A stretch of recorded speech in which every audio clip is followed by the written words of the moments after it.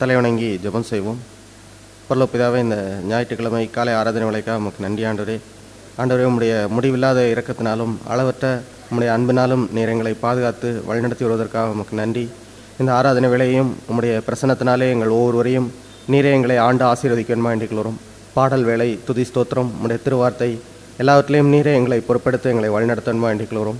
ஆண்டவரே, நாங்கள் உம்முடைய வார்த்தையை கேட்டு சீர்படவும் மனம் திரும்பவும் ஆண்டவரே உமக்குள்ளே ஊண்ட கட்டப்படவும் உமக்கென்று இந்த உலகத்திலே உண்மையும் உத்தவமாய் நாங்கள் யாவரும் வாழ உதவி செய்யும். மிற்பட்சரமாகிய இயேசு கிறிஸ்து மூலம் வேண்டிக் கொள்கிறோம் எங்கள் பரலோக பிதாவே, ஆமென்.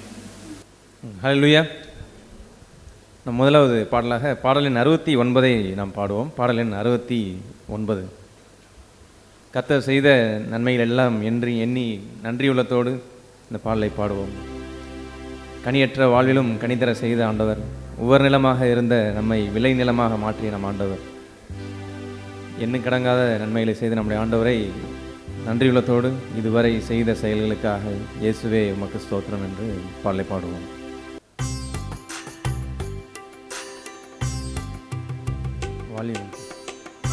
இதுவரை செய்த செயல்களுக்காக இயேசுவே உமக்கே ஸ்தோத்திரம்,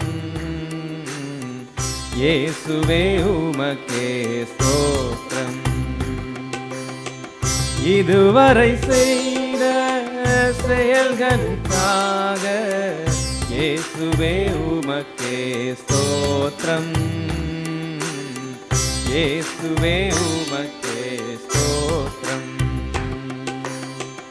உவர் நிலமாக இருந்த என்னை விளை நிலமாக மாற்றிய உம்மை, உவர் நிலமாக இருந்த என்னை விளை நிலமாக மாற்றிய உம்மை, அலை கடல் அலைந்து ஓய்கின்ற வரையில் நாவினால் புகழ்ந்து பாடுவேன் நன்றி.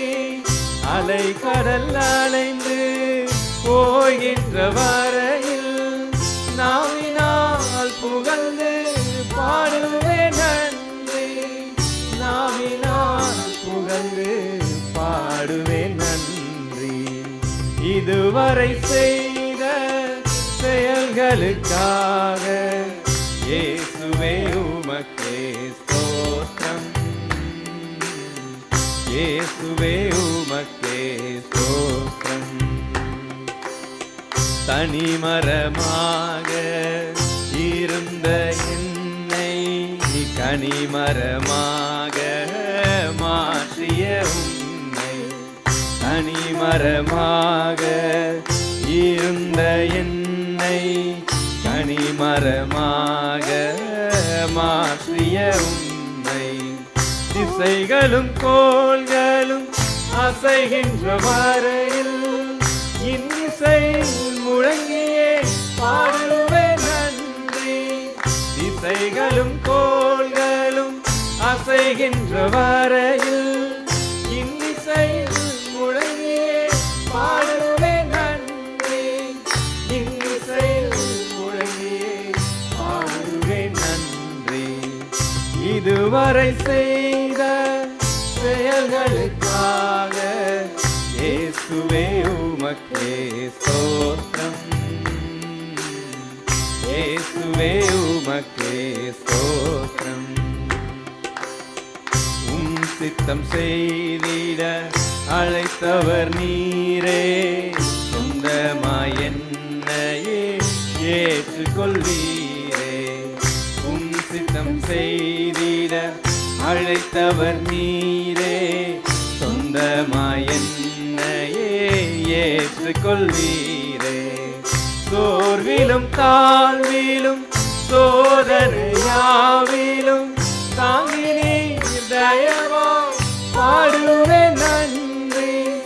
சோர்விலும் தாழ்விலும் சோதனையாவிலும் தாங்கி நீர் தயவாய் பாடுவேன் நன்றி, தாங்கி நீர் தயவாய் பாடுவேன் நன்றி.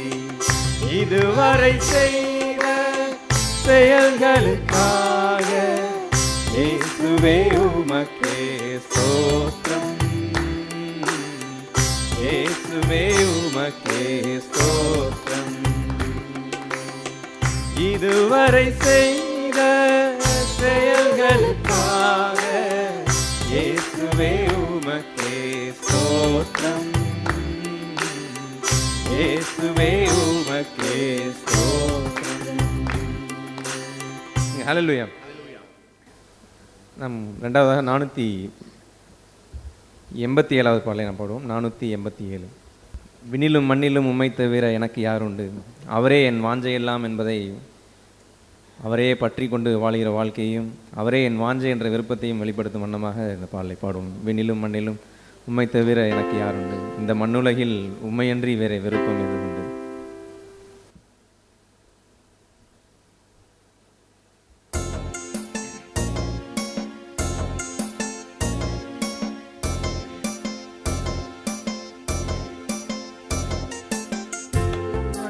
உம்மை தவிர எனக்கு யாருண்டு, இந்த மண்ணுலகில் உம்மையன்றி வேறு விருப்பம் எது உண்டு. விண்ணிலும் மண்ணிலும் உம்மை தவிர எனக்கு யாருண்டு, இந்த மண்ணுலகில் உம்மையன்றி வேறு விருப்பம் எது உண்டு. நீர்தானே என் வாஞ்சையெல்லாம், உம்மைத்தானே பற்றி கொண்டே, நீர்தானே என் வாஞ்சையெல்லாம், உம்மைத்தானே பற்றி கொண்டேன். விண்ணிலும் மண்ணிலும் உம்மை தவிர எனக்கு யாருண்டு, இந்த மண்ணுலகில் உம்மையன்றி வேறு விருப்பம் எது உண்டு. உம்மோடுதான் எப்போதும் நான் வாழ்கிறேன், உம்மோடுதான் எப்போதும் நான் வாழ்கிறேன். அப்பா என் வழக்கரம் பிடித்து தாங்குகிறேன், அப்பா என் வழக்கரம் பிடித்து தாங்குகிறேன். நன்றி ஐயா நாள் முழுதும், நல்லவரே வல்லவரே. நன்றி ஐயா நாள் முழுதும், நல்லவரே வல்லவரே. விண்ணிலும் மண்ணிலும் உம்மை தவிர எனக்கு யாருண்டு, இந்த மண்ணுலகில் உம்மையன்றி வேறு விருப்பம் எது உண்டு. உம் சித்தம் போல் என்னை நீர் நடத்துகிறீர், உம் சித்தம் போல் என்னை நீர் நடத்துகிறீர். முடிவிலே என்னை மகிமையில் ஏற்றுக்கொள்வீர், முடிவிலே என்னை மகிமையில் ஏற்றுக்கொள்வீர். வாஞ்சையெல்லாம் உம்மைத்தானே பற்றி கொண்டேன், நீர்தானே என் வாஞ்சையெல்லாம் உம்மைத்தானே பற்றி கொண்டேன். விண்ணிலும் மண்ணிலும் உம்மை தவிர எனக்கு யாருண்டு, இந்த மண்ணுலகில் உம்மையன்றி வேறு விருப்பம் எது உண்டு. என் உள்ளத்தின் பலனே நீர்தானையா, என் உள்ளத்தின் பலனே நீர்தானையா. எனக்குரிய பங்கும் என்றென்றும் நீர்தானையா, எனக்குரிய பங்கும் என்றென்றும் நீர்தானையா.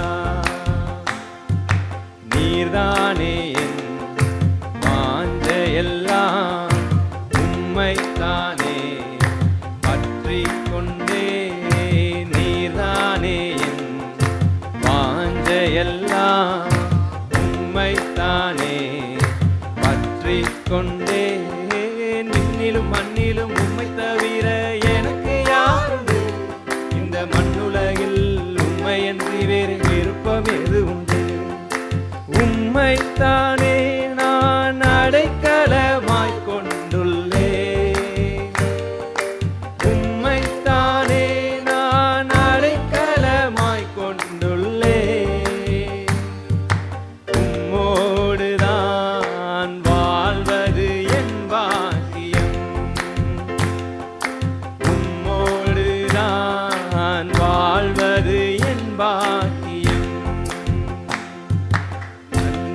ஐயா நாள் முழுதும் நல்லவரே வல்லவரே நன்றி ஐயா நாள் முழுதும் நல்லவரே வல்லவரே விண்ணிலும் மண்ணிலும் உம்மை தவிர எனக்கு யாருண்டு இந்த மண்ணுலகில் உம்மையன்றி வேறு விருப்பம் எது உண்டு எனக்குள்ளே நீ செயலாற்றி மகிழ்கின்றே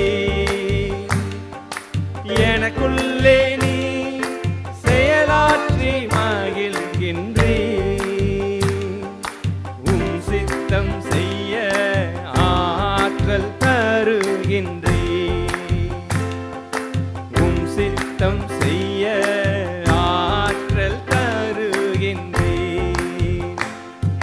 நன்றி ஐயா நாள் முழுதும் நல்லவரே வல்லவரே நன்றி ஐயா நாள் முழுதும் நல்லவரே வல்லவரே விண்ணிலும் மண்ணிலும் உம்மை தவிர எனக்கு யாருண்டு இந்த மண்ணுலகில் உம்மையன்றி வேறு விருப்பம் எது உண்டு விண்ணிலும் மண்ணிலும் உம்மை தவிர எனக்கு யாருண்டு இந்த மண்ணுலகில் உம்மையன்றி வேறு விருப்பம் எது உண்டு. ஹல்லேலூயா. நாம் கடைசியாக பாடல் 418 நாம் பாடுவோம். பாடல் 418. ஆண்டவரோடு பழகியவர், ஆண்டவர் எவ்வளவு பழகினவர்கள் எல்லாம் ஆண்டவர் எவ்வளவு அழகுள்ளவர் என்பதை இந்த நாள் வரைக்கும் ருசித்து பார்த்து கொண்டே இருப்போம். இப்படிப்பட்ட ஆண்டவரின் அழகை ருசித்தவர்களாய் அவருடைய உண்மையை, அவர் எப்பொழுதும் நல்லவர் என்ற அந்த பண்பையும் வர்ணித்து இந்த பாடலை பாடுவோம் எல்லாரும். சாரோனின் ரோஜா இவர், பரிபூரண அழகுள்ளவர், அன்பு தோழன் என்பேன், ஆற்றும் துணைவன் என்பேன், இன்ப நேசரை நான் கண்டேன்.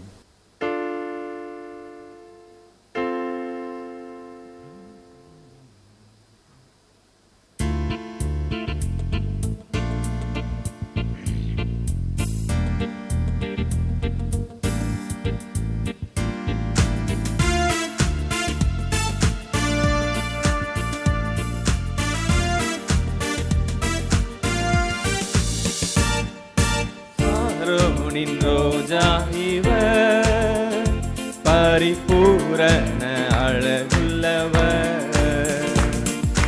சாரோனின் ரோஜா இவர், பரிபூரண அழகுள்ளவர், அன்பு தோழன் என்பேன், ஆற்றும் துணைவன் என்பேன், அன்பு தோழன் என்பேன், ஆற்றும் துணைவன் என்பேன், இன்ப நேசரை நான் கண்டேன், இன்ப நேசரை நான் கண்டேன். காடானாலும் மேடானாலும் கர்த்தரின் பின்னே போகத் துணிந்தேன். காடானாலும் மேடானாலும் கர்த்தரின் பின்னே போகத் துணிந்தேன். சாரோனின் ரோஜா இவர், பரிபூரண அழகுள்ளவர். சீயோன் வாசியே தளராதே, அழைத்தவர் என்றும் உண்மையுள்ளவர். சீயோன் வாசியே தளராதே, அழைத்தவர் என்றும் உண்மையுள்ளவர். அன்பின் தேவன் மறக்க மாட்டார், அன்பின் தேவன் மறக்க மாட்டார். ஆறுதல் கரங்களால் அணைக்கின்றார், ஆறுதல் கரங்களால் அணைக்கின்றார். காடானாலும் மேடானாலும் கர்த்தரின் பின்னே போகத் துணிந்தேன். காடானாலும் மேடானாலும் கர்த்தரின் பின்னே போகத் துணிந்தேன். சாரோனின் ரோஜா இவர், பரிபூரண அழகுள்ளவர். மலைகள் பெயர்ந்து போ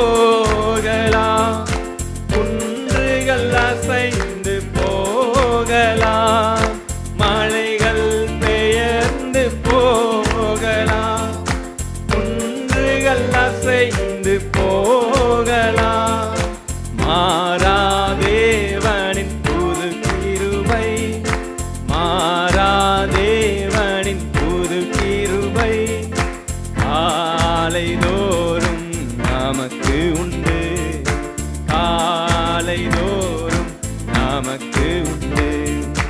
காடானாலும் மேடானாலும் கர்த்தரின் பின்னே போக துணிந்தே. காடானாலும் மேடானாலும் கர்த்தரின் பின்னே போக துணிந்தே. சாரோனின் ரோஜா இவர், பரிபூரண அழகுள்ளவர். நேசரை அறியா தேசமுண்டு, பாசமாய் செல்ல யாதானுண்டு. நேசரை அறியா தேசமுண்டு, பாசமாய் செல்ல யாதானுண்டு. தாகமாய் வாடிடும் கர்த்தருக்காய், தாகமாய் வாடிடும் கர்த்தருக்காய் சிலுவை சுமந்து செல்வோர் யார், சிலுவை சுமந்து செல்வோர் யார். காடானாலும் மேடானாலும் கர்த்தரின் பின்னே போக துணிந்தே. காடானாலும் மேடானாலும் கர்த்தரின் பின்னே போக துணிந்தே. சாரோனின் ரோஜா இவர், பரிபூரண அழகுள்ளவர். அன்பு தோழன் என்பே, ஆற்றும் துணைவன் என்பே. அன்பு தோழன் என்பே, ஆற்றும் துணைவன் என்பே. இன்ப நேசரை நான் கண்டேன், இன்ப நேசரை நான் கண்டேன். காடானாலும் காடானாலும் மேடானாலும் கர்த்தரின் பின்னே போக துணிந்தே. காடானாலும் மேடானாலும் கர்த்தரின் பின்னே போக துணிந்தே. சாரோனின் ரோஜா இவர், பரிபூரண அழகுள்ளவர். நம்ம எல்லாரும் எழுந்து நிற்போம். நம் மத்தியில் வாசமாக இருக்கிற நம்முடைய ஆண்டவரை, நம் வாழ்வில் இதுவரை செய்த செயல்களையும் நன்மைகளையும் கர்த்தர் நன்மை மாத்திரமே நமக்கு செய்ய அறிந்தவர். அப்படிப்பட்ட நல்லவரை நாம் ருசித்தவர்களாய்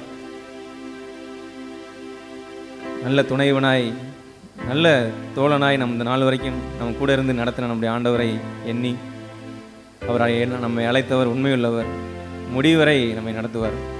ஒருபோதும் நம்மை கைவிடாத தகப்பன். எத்தனையோ குறைகள் நம்ம இடத்துல இருந்தபோதும் குறையினால் நம்மை தள்ளாத தேவனாய் நம்மை எப்பொழுதும் அரவணைத்து முன்னேறி செல்லும்படியாகவே காலைதோறும் புதிய கிருபையை தந்து நடத்துகிற நல்ல ஆண்டவராய் நம்மோடு இந்த நாள் வரைக்கும் இருந்த ஆண்டவரை இதயத்தின் ஆழத்திலிருந்து ஒவ்வொருவரும் தனித்தனியாய் ஆண்டவருக்கு துதிகளையும் நன்றிகளையும் சத்தத்தை உயர்த்தி முடிந்தவர்கள் கரங்களை உயர்த்தி ஆண்டவர் துதிகளை ஏறெடுப்போம். Thank you Lord Jesus. அப்பா, எங்கள் வாழ்க்கையில் நீர் எப்பொழுதுமே நல்லவராக இருக்கிற நம்முடைய கிருபைக்காக நன்றி ஆண்டவரே. இந்த நாள் வரைக்கும் நடத்தி வந்த ஒவ்வொரு பாதைகளுக்காக நன்றி. நீ நடத்தி வந்த பாதை எல்லாமே எங்களுடைய நன்மைக்காக மட்டும்தான் ஆண்டவரே, எங்களுடைய ஆத்துமத்தின் நன்மைக்காக மட்டுமே ஆண்டவரே. எங்கள் ஆத்துமாவை அப்பா பாதுகாப்பாக அப்பா நீதிமான் என்ற ஒரு இடத்தை எங்களுக்கு கொடுத்து அப்பா பரலோக ஆசிகளாக எங்களை மாற்றி நம்முடைய கிருபைக்காக நன்றி. இந்த நாள் வரைக்கும் அப்பா ராஜாக்களும் ஆசாரியர்களுமாக இருக்கும்படியான ஒரு மேலான ஒரு வாழ்க்கையை தந்து ஒரு பாக்கியத்தை தந்து இந்த நாள் வரைக்கும் நடத்திருக்கீங்களே, நன்றி நன்றி ஆண்டவரே. எந்த சூழ்நிலையிலும் கிருபாசன தண்டையை கிட்டி சேரும்படியான ஒரு பாக்கியத்தை தந்த அப்படி தயவுக்காக நன்றி நன்றி துதிக்கிறோம் ஸ்தோத்திரிக்கிறோம் ஆண்டவரே. விசுவாசத்தினாலே நீதிமான் பிழைப்பான் என்ற பிழைக்கத்தக்க அந்த விசுவாசத்தின்படி பிழைக்கத்தக்க ஒரு வாழ்க்கையை எங்களுக்கு தந்து நடத்துறீங்களே, அதற்காக நன்றி நன்றி துதிக்கிறோம் ஸ்தோத்திரிக்கிறோம் ஆண்டவரே. நீங்க ஒருபோதும் நாங்கள் ஆண்டவர் சோர்ந்து அமர்ந்திருக்கிறதை விரும்புறதே கிடையாது. எப்பொழுதும் முன்னேறி செல்லும்படியாக கர்த்தருக்குள் எப்பொழுதும் மகிழ்ச்சியான ஒரு வாழ்க்கையை பெற்றுக்கொண்டு அப்பா உம்முடைய நாமத்தை மகிமைப்படுத்துகிற ஒரு வாழ்க்கையை தான் எங்களுக்கு வச்சிருக்கிறீங்க. நன்றி நன்றி ஆண்டவரே, துதிக்கிறோம் ஸ்தோத்திரிக்கிறோம் ஆண்டவரே. வழி விலகி போகும்போதுதான் வழி இதுவே என்று உம்முடைய சத்தியத்தை தந்து எங்களை வழி நடத்துகிற கிருபைக்காக நன்றி. பரிசுத்த ஆவியானவரே, எங்களுக்குள்ளாக நீ செய்கிற மகத்தான கிரியைகளுக்காக வல்லமையான கிரியைகளுக்காக நன்றி நன்றி துதிக்கிறோம் ஸ்தோத்திரிக்கிறோம் ஆண்டவரே. நீர் கொடுத்த எங்களுக்கு தெளிந்த புத்தியை நீர் கொடுத்த நம்முடைய கிருபைக்காக நன்றி நன்றி துதிக்கிறோம் ஸ்தோத்திரிக்கிறோம் ஆண்டவரே. எத்தனையோ சூழ்நிலைகள் எத்தனையோ எதிர்காற்று வந்த பொழுதும் நீர் எங்களோடு இருக்கிற உம்முடைய கிருபைக்காக நன்றி. நீரே எங்களோடு இருந்து எங்களை விசேஷித்தவர்களாக இந்த பூமியில வைத்திருக்கிறீங்களே இருக்காக நன்றி. உம்மை துதிக்கிறோம், ஸ்தோத்திரிக்கிறோம் ஆண்டவரே. Thank you Lord Jesus. Praise you Father. Praise you Lord Jesus. Thank you Lord Jesus. எதிர்காற்றும் வீச எதிர்போரும் பேச என்னோடிருப்பவர் பெரியவர் நீரே. எதிர்காற்றும் வீச எதிர்போரும் பேச என்னோடிருப்பவர் பெரியவர் நீரே. இயேசுவே யாத்திரையில் கரை சேர்க்கும் தேவன், என் ஜீவ படகில் நங்கூரம் நீரே. இயேசுவே யாத்திரையில் கரை சேர்க்கும் தேவன், என் ஜீவ படகில் நங்கூரம் நீரே. என் இயேசு ராஜா சாரோனின் ரோஜா, உன் கிருபை தந்தாலே போதும். என் இயேசு ராஜா சாரோனின் ரோஜா, உன் கிருபை தந்தாலே போதும். அலை மோதும் வாழ்வில் அலையாமல் செல்ல, உன் கிருபை உன் செல்ல அருளும். அலை மோதும் வாழ்வில் அலையாமல் செல்ல, உன் கிருபை முன் செல்ல அருளும். நாம் ஒரு 3 சகோதரர்கள் 3 சகோதரிகள் ஆண்டவருக்கு சுருக்கமாக துதியிலே ஏறெடுப்போம். ஆண்டவராகிய இயேசுவை பின்பற்றி போகிற நாம், அவருடைய சீஷர்களாக மாறின நாம், நமக்கு ஆண்டவர் நீங்கள் தான் அந்த பூமிக்கு ஒளியாக இருக்கிறீங்கன்னு சொல்லி நாம் ஒரு சாட்சியுள்ள ஒரு வாழ்க்கையை வாழும்படியான ஒரு அழைப்பை தான் எல்லாருக்குமே எடுத்திருக்கிறார். அதாவது நீங்கள் ரட்சிக்கப்பட்டீங்க, இப்படி எப்படினாலும் வாழ்ந்து உங்கள் சுய சித்தத்தை நிறைவேற்றுங்கன்னு சொல்லலை. உண்மையிலே ஆண்டவர் அன்பினால் பிடிக்கப்பட்டவனுக்கு ஆட்டோமேட்டிக்காக ஒரு தாகம் வந்துடும். அந்த தாகம் கர்த்தருடைய சித்தம் என்ன, அதை நான் செய்யணும் ஒவ்வொரு நாள்லையும் அப்படிங்கிறது. ஆனால் அதற்கு மாறான ஒரு வாழ்க்கையும் ஆண்டவருடைய நாமத்தை நான் சொல்லிக்கொண்டு என்னால் வாழ முடியும் என்பதை வேதம் திருஷ்டாந்தமாக வெளிப்படுத்துது. அப்படி ஒரு வாழ்க்கையும் வாழ்ந்து என்னையவே நான் ஏமாற்றிக் கொள்ள முடியும். அந்த ஏமாற்றம் நியாயத்தீர்ப்பு நாள்லேயோ ஆண்டவர் வருகையின் போதோ அப்போ தான் வெளிப்படும்னு படிக்கிறோம் நிறைய இடத்துல. ஏன்னா ஆண்டவர் நல்லா கவனித்து பார்த்தீங்கன்னா, ஆண்டவருடைய வருகையின் போது பிரிப்பார். செம்மறி ஆடுகளையும் வெள்ளாடுகளையும் பிரிப்பார். ஒரு புத்தியுள்ள கன்னிகைகளையும் புத்தி இல்லாத கன்னிகைகளையும் பிரிப்பார். இப்படி ஒவ்வொரு காரியங்கள்லேயும் கோதுமை களை இப்படி எல்லாத்தையுமே பிரிக்கிற ஒரு பங்கை பார்க்கும்போது நாம் ஆயத்தமாக இருக்கிறோமா ஆண்டவருடைய வருகைக்கு? நாம் எந்த நிலையில் இருக்கிறோம்? என்னையவே நான் ஏமாற்றி கொள்ளக்கூடிய ஏதோ ஒரு வஞ்சனையில் சிக்கியிருக்கிறேன் என்பதை சோதித்து பார்ப்பது நம்ம எல்லாருக்குமே மிகவும் நலமான ஒரு காரியம். தேவ சித்தத்தின் பாதையில் நம்ம நிற்கிறோம் என்றால் அது நாம் நினைக்கிற சித்தமாக நம்ம நினைக்கிற பாதையாக இருக்காமல் இருக்கலாம், பரவாயில்லை. ஆனால் தேவ சித்தத்தில் இருக்கிறது தான் நம்ம எல்லாருக்கும் இருக்கிற ஒரு பாதுகாப்பான ஒரு பகுதி. கடைசி நாட்களில் ஒவ்வொருவரும் எப்படி இருக்க முடியும், ஒரு எப்படிப்பட்ட ஆட்கள் எழும்பி வருவாங்கன்றதை 2 தீமோத்தேயுல பவுல் தீமோத்தேயுக்கு எழுதின 2வது நிருபம் 3வது அதிகாரத்தில் அவர் எழுதும்போது பார்க்குறோம்.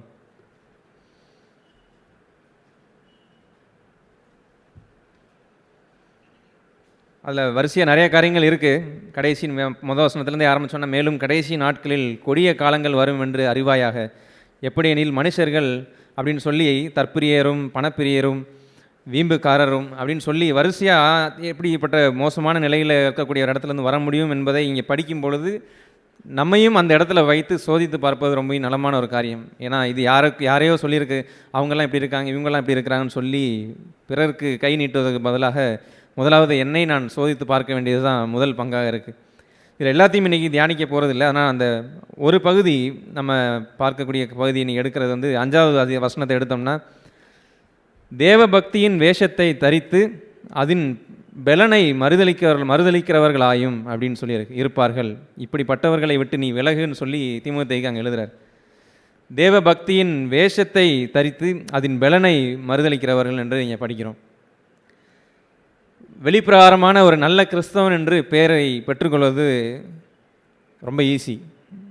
வெளிப்பிரகாரமான இவன் ஒரு நல்ல கிறிஸ்தவன் என்று சொல்லுவது வந்து நன்றாக நடிக்க தெரிந்தால், நன்றாக வேதம் வார்த்தைகள் புரிஞ்சிருந்தால், வேத வசனங்களை நிறையா மனப்பாடம் பண்ணியிருந்தால், இதை நிறைய சபை கூட்டங்களை அட்டன் பண்ணியிருந்தால், இந்த மாதிரி எல்லாத்துக்கும் போயிருந்தாலே எப்படியெல்லாம் இந்த கிறிஸ்தவ உலகம் ஒரு கிறிஸ்தவனை எதிர்பார்க்கிறது, எப்படி வாழ்ந்தால் அவன் வந்து நல்ல கிறிஸ்தவன் சொல்லி எதிர்பார்க்குறாங்கன்றத உள்வாங்கி அதை வெளிப்படுத்துறதுக்கு எல்லாருமே ஈஸியாக வாழ முடியும்.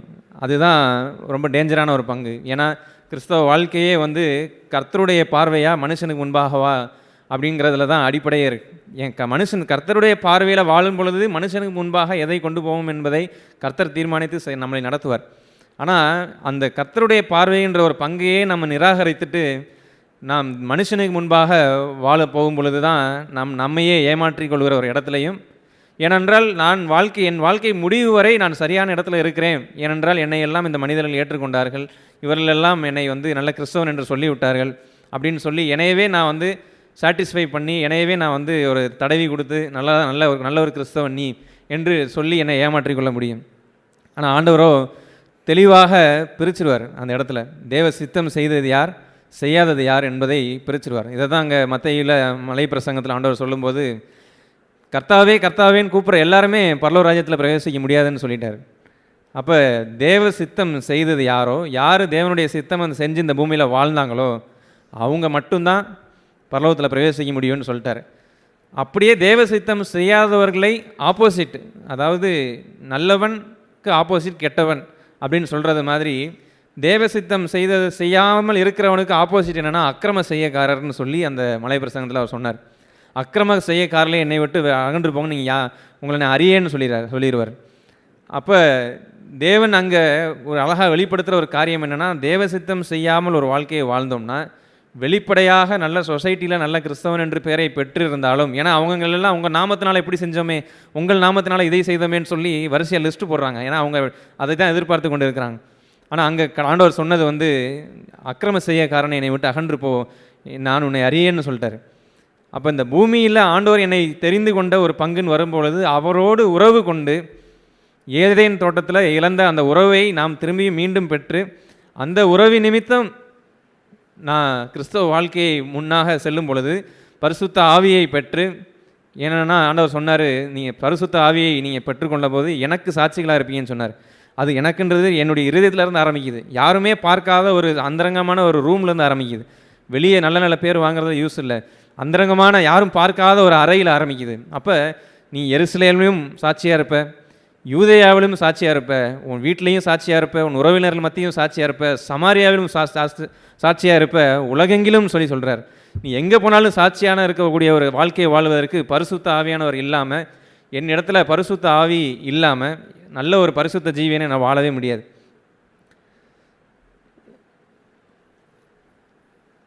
மத்தேயு 25வது அதிகாரத்தை எடுத்துக்குவோம். மத்தேயு 25. இங்கே தான் ஆண்டவர் வந்து அந்த புத்தியுள்ள கன்னிகைகள், புத்தி இல்லாத கன்னிகைகள்னு சொல்லி அந்த 2 வகையை பிரித்து காண்பிக்கிற சம்பவத்தை நம்ம படிக்க முடியும். கர்த்தர் வந்து நம்ம ஒவ்வொரு ஒரு குடும்ப சூழ்நிலைகளையும், ஒவ்வொரு ஒரு வேலை ஸ்தலங்களையும், வேலை சூழ்நிலைகளையும், நமக்குன்னு ஒரு பவுண்ட்ரி, ஒரு உறவினர் பவுண்ட்ரியையும் வைத்திருக்கிறது எல்லாமே அந்தந்த நபரை தெரிந்து, இந்த நபர் இந்த இடத்துல இருந்தால் இவனும் ரட்சிக்கப்படுவான், இவனை சுற்றி இருக்கவனையும் வந்து ரட்சிப்படைய செய்வான் என்பதை அவர் அறிந்திருக்கிறார். அதனால தான் அந்த எல்லையை அழகாக வகுத்திருக்கிறார். நம்ம வந்து என்றைக்குமே மற்றவங்களை கம்பேர் பண்ணி பார்க்குற ஒரு இடத்த தான் பிசாசு காமிப்பான். பார்த்தியா, அவங்களுக்கு இப்படிப்பட்ட சூழ்நிலை இல்லை, உனக்கு மட்டும் இருக்குது, இவங்களுக்கு அப்படி இல்லை, அவங்களுக்கு மட்டும் இருக்குது அப்படின்னு சொல்லி நம்மை ஒரு கர்த்தர் மீது ஒரு அதிருப்தியையும், கர்த்தர் மீது அவர் அன்பு இல்லாதவர் என்பதை நாம் வாயாலே சொல்லும்படியாக ஒரு பொய்யை ஒரு அறியாமையினால் சொல்லும்படியாக பிசாசு வஞ்சிக்கிறதுக்கு தான் வகை தேடி தெரிகிறான். ஆனால் ஆண்டவர் என்னை ஒரு இடத்துல வைத்திருக்கும் போது அந்த இடத்துல எந்த இடத்துல வச்சா இவனை நொறுக்கி, இவனை தேவ சித்தத்துக்குன்னு ஒப்பு கொடுத்து இவன் நொறுக்கி, இவன் ஒரு ஒரு ஒலிவ விதையை போல கசக்கி, அந்த கசக்கி வெளியே வர்றது தான் ஆயில், ஆலிவ் ஆயில்ங்கிறது. அந்த ஆலிவ் சீடு, அந்த விதை வந்து நசுக்கப்பட்டு வெளியே வரும் பொழுது தான் அது எண்ணெயாக வெளியே வருது. ஸோ எந்த இடத்துல என்னுடைய ஆத்மாவை ரட்சிப்புக்கு நேதுவாய் நடத்தி இப்படி இந்த பாதையில் இவன் இருந்தால் தான் பரலோகத்தில் இவனை வந்து கொண்டு சேர்க்க முடியும். அதே காரியத்தில் இவன் நிமித்தம் இவனை சுற்றி இருக்கவர்களும் இவர்களுடைய ஆத்துமாக்களும் காத்துக்கொள்ள முடியும் என்று ஆண்டவர் ஒருத்தவங்களையும் தெரிந்து கொள்கிறார். இங்கே பார்க்குறோம், பரலோக ராஜ்யம் தங்கள் தீவெட்டிகளை பிடித்து கொண்டு மணவாளனுக்கு எதிர்கொண்டு போக புறப்பட்ட 10 கன்னிகைகளுக்கு ஒப்பாக இருக்கும்னு சொல்கிறார். இதில் 5 பேர் புத்தி இல்லாதவர்கள், புத்தி உள்ளவர்கள். இது எல்லாத்தையுமே நம்ம இப்போ படிக்காட்டினாலும் நமக்கு எங்கே வரோம்னா, ஆண்டவர் வரார். நடுராத்திரியில் வரும்பொழுது அவங்க எல்லாம் நித்திரை மயக்கமாய் தூங்கி விட்டார்கள் என்று படித்ததுக்கப்புறம் நடுராத்திரியிலே இதோ மணவாளன் வருகிறார், அவருக்கு எதிர்கொண்டு போக புறப்படுங்கள் என்கிற சத்தம் உண்டாயிற்று. அப்போ எல்லாரும் எந்திரிச்சு அவங்களுடைய விளக்கை பற்ற வைக்கிறாங்க. புத்தியுள்ள ஸ்திரீ அவங்க எண்ணெயை சேகரித்து வைத்திருந்ததுனால உடனே பற்ற வச்சுட்டு ரெடி ஆகிட்டாங்க. தேவர் ப்ரிப்பேர்டு, அவங்க ரெடியாக இருந்தாங்க. எப்படி நான் காலையில் எந்திரிச்சு இந்த வேலையை நான் செய்யணும்னு சொல்லிட்டு ஒரு அலாரம் வச்சுட்டு படுப்போமோ, எப்படினாலும் தூங்குவோம் அப்படின்னு இல்லாமல் அலாரம் வச்சுட்டு படுக்கிறத நான் இந்த டைமில் நான் எந்திரிக்கணும் அப்படின்னு ஒரு தீர்மானித்து படுக்கும் பொழுது அவங்க தேர் ப்ரிப்பேர்டு. அவங்க தூங்கினாலும் அவங்க அதுக்கு ஆயத்தமாக இருக்கிறாங்க, அடுத்த நாள் இதை நான் செய்யணும் அப்படின்றது. அதே மாதிரி தான் அந்த புத்தி உள்ள கன்னிகைகள் மணவாளன் வருகைக்கு காத்திருந்ததுனால எப்பயுமே அந்த ஆயில் கர்த்தர் அவங்க வாழ்க்கையில் அனுமதித்த ஒவ்வொரு சூழ்நிலையிலையும் அந்த பாத்திரத்தில் ஒரு ஆயிலை வச்சுருந்தாங்க. அப்போ புத்தி உள்ளவர்கள் அது 9வது வசனத்தில் படித்தோம்னா 8வது வசனத்திலே இருக்கும். புத்தி இல்லாதவர்கள் புத்தி உள்ளவர்களை நோக்கி, உங்கள் எண்ணெயில் எங்களுக்கு கொஞ்சம் கொடுங்கள், எங்கள் தீவட்டிகள் அணைந்து போகிறதே என்றார்கள். அப்பொழுது புத்தியுள்ளவர்கள் பிரதியுத்தரமாக, அப்படி அல்ல, எங்களுக்கும் உங்களுக்கும் போதாமல் இராதபடி நீங்கள் விற்கிறவரிடத்திற்கு போய் உங்களுக்கு வாங்கி கொள்ளுங்கள் என்றார்கள். உங்களுக்கு விற்கிற ஒரு இடத்துல போய் நீங்கள் வாங்கிக்கோங்கன்னு சொல்கிறாங்க. அப்போ என் வாழ்க்கையில் அவங்க அந்த நேரத்தில் வாங்குறதுக்கு, அந்த சூழ்நிலையில் ஆண்டவர் வருகையின் போதெல்லாம் போய் வாங்குறதுக்கு வாய்ப்பே கிடையாது. அதனால தான் இவங்க ஆயத்தமாக இருந்தாங்க, இவர் மணவாளனோட உள்ளே போயிட்டாங்க. அவங்க ஆண்டவரே எங்களை உள்ளே விடுங்கன்னு சொல்லி அதுக்கப்புறம் கேட்குறதெல்லாம் நம்ம அந்த சம்பவத்தை படிக்க முடியும். ஆனால் நான் உன்னை அறியேன் என்று ஆண்டவர் அங்கே பிரதியுத்தரமாக மெய்யாவேன்னு சொல்லுவார். மெய்யாவே நான் உங்களை அறியேன் அப்படின்னு சொல்லி கதவை அடைக்கிற அந்த சம்பவத்தை நம்ம பார்க்குறோம். இதில் பார்க்கக்கூடிய விற்கிறவர்கள் என்று என்னுடைய ஒவ்வொரு குடும்ப சூழ்நிலைகளையும் வாழ்க்கையிலையும் நாம் யதார்த்தமாக ஏதோ ஒரு சர்க்கிளில் ஒரு குடும்பத்தில் நம்ம விழல. ஆண்டவர் எல்லாத்தையுமே முன்குறித்து என்னை அறிந்து தான் இந்த குடும்ப சூழ்நிலையில் வைத்திருக்கிறார். அப்போ அந்த விற்கிற சூழ்நிலையில் நான் எப்படி இருக்கிறேன்? வெறும் தீவெட்டி உடையவனாய் எண்ணெய் இல்லாதவனாக இருக்கிறேனா? வெறும் வார்த்தை என்பதை விதைக்கு ஒப்பிட்டு பார்க்குறோம். வெறும் வார்த்தையை விதையை வைத்து என்ன பிரயோஜனம்? அந்த வார்த்தை விதை உடையணும், அது சாகணும், செத்தாக தான் பலன் கொடுக்கும். அப்படி என்னுடைய வாழ்க்கையை நான் சாவதற்கு ஒப்பு கொடுக்கணும். அதுதான் ஆண்டவர் விரும்புகிறது, உன் ஜீவனை இழக்க ஒப்பு கொடுக்கிறது. இந்த சூழ்நிலையில் இப்படிப்பட்ட ஒரு இடத்துல நீ கோபப்பட்டு தீமையான காரியங்களை பேசு என்று உள்ளேருந்து வரக்கூடிய என்னுடைய ஜீவன் இருக்கே, அந்த ஜீவனை நான் இழந்துடணும். நான் இழக்கும் பொழுது தான் அந்த நித்திய ஜீவனை நான் பெற்றுக்கொள்கிறவனா வாழ்கிறோம். அதுதான் ஒரு வாலிபனுக்கோ ஒரு யாராக இருந்தாலும் சரி, ஒரு தவறான பாலியல் இச்சைக்குரிய ஒரு மோகம் வரும்பொழுது, ஒரு சோதனை வரும்பொழுது, இந்த சோதனைக்கு நான் ஒப்பு கொடுக்க போகிறதில்லைன்னு சொல்லி என் சுய சித்தத்தை செய்யாமல் தேவ சித்தத்துக்கு நான் ஒப்பு கொடுக்கும்போது, ஆண்டவரே இது செய்வது உம்முடைய சித்தம் இல்லை, எனக்கு உம்முடைய பரிசுத்த ஆவியை தந்து இந்த இடத்துல நான் வல்லமையாய் இந்த காரியத்துக்கு நான் வேண்டாம் என்று சொல்வதற்கும், என் கண்களை திருப்பிக் கொள்வதற்கும், பாலியல் இச்சையை விட்டு விலகி ஓடக்கூடிய ஒரு பலனையும் எனக்கு தாருங்க ஆண்டவரே அப்படின்னு சொல்லி கேட்கும் பொழுது, ஆண்டவர் பரிசுத்த ஆவியை தருவதற்கு அதிக நிச்சயமாக நமக்கு தருவார் என்று லூக்கா 11 படிக்கிறோம். அப்படிப்பட்ட ஒரு ஜீவியத்தை வாழ்கிற ஒரு இடத்துல இருக்கிறவங்க தான் அந்த புத்தியுள்ள கன்னிகைகள். ஒவ்வொரு சூழ்நிலையையும் அதை ஆப்பர்ச்சுனிட்டியாக பார்க்க ஆரம்பித்தாங்க. ஒவ்வொரு சூழ்நிலையும் என் பாத்திரத்தில் எண்ணெயை சேகரிக்கிற ஒரு சூழ்நிலையாக பார்க்க ஆரம்பிக்கிறாங்க. அப்படி சேர்க்கும் பொழுது ஒவ்வொரு சூழ்நிலையிலும் ஆண்டவரே இந்த சூழ்நிலையில் நான் கசங்கணும், இந்த விதை நசுக்கப்படணும், இந்த விதை உடையட்டும், உடைஞ்சு இந்த பாத்திரத்தில் பரிசுத்த ஆவியை நான் பெற்று அதனை பலனை காண்பிக்கும் பொழுது எண்ணெயை சேகரிக்கிற ஒரு அழகான ஒரு வாழ்க்கையாக மாறட்டும், உமக்கு உகந்த ஒரு வாழ்க்கையாக மாறட்டும், என்னுடைய வாழ்க்கையும் நசுங்கட்டும், நான் ரட்சிப்புக்கு ஏதுவான ஒரு வாழ்க்கையில் நிற்கட்டும். இந்த உடைப்படுகிற ஜீவியத்தின் மூலமாக என்னுடைய கணவன், என்னுடைய மனைவி, என்னுடைய வேலை ஸ்தலங்களில் இருக்கிறவங்க இவங்களும் ரட்சிக்கப்படட்டும், இவங்களும் இந்த ஆத்மாவை பாதுகாத்து கொள்ளட்டும், இவங்களும் இப்படிப்பட்ட ஒரு ஒளியாக எப்படி இவங்களால் பிரகாசிக்க முடியுதுன்னு பார்க்கும் பொழுது, நாங்கள் இயேசுவிடத்தில் பெற்ற இந்த எண்ணெய், நான் அவரை விசுவாசித்த பொழுது எங்களுக்கு தேவன், நான் அவரிடத்துல கேட்டபோது எங்களுக்கு கொடுத்த அந்த பரிசுத்த ஆவி, நாங்கள் தேவனோடு கொண்டிருக்கிற அந்த உறவு, இது எல்லாமே அந்த விளக்குக்கு உள்ள மறைவாக இருக்கக்கூடிய காரியம். அந்த எண்ணெய், இந்த எண்ணெயிலிருந்து தான் வெளியே பிரகாசிக்கிற ஒரு ஒளியே வர முடியும். இல்லைனா ப்ராக்டிக்கலாக கிறிஸ்டியன் லைஃப்பை வாழவே முடியாது. நீ எவ்வளவு தான் வார்த்தைகளை கேட்டாலும், எவ்வளவு ரெகுலராக சர்ச்சுக்கு வந்தாலும், எவ்வளவு ரெகுலராக பைபிள் படிக்கிறது போல் நான் மேலோட்டமாக என்னுடைய மனசாட்சியை மேலோட்டமாக பூசுகிறதுக்காக நான் வேதம் படித்தாலும் எதுவுமே எனக்கு பிரயோஜனமாக இருக்க போகிறதே கிடையாது.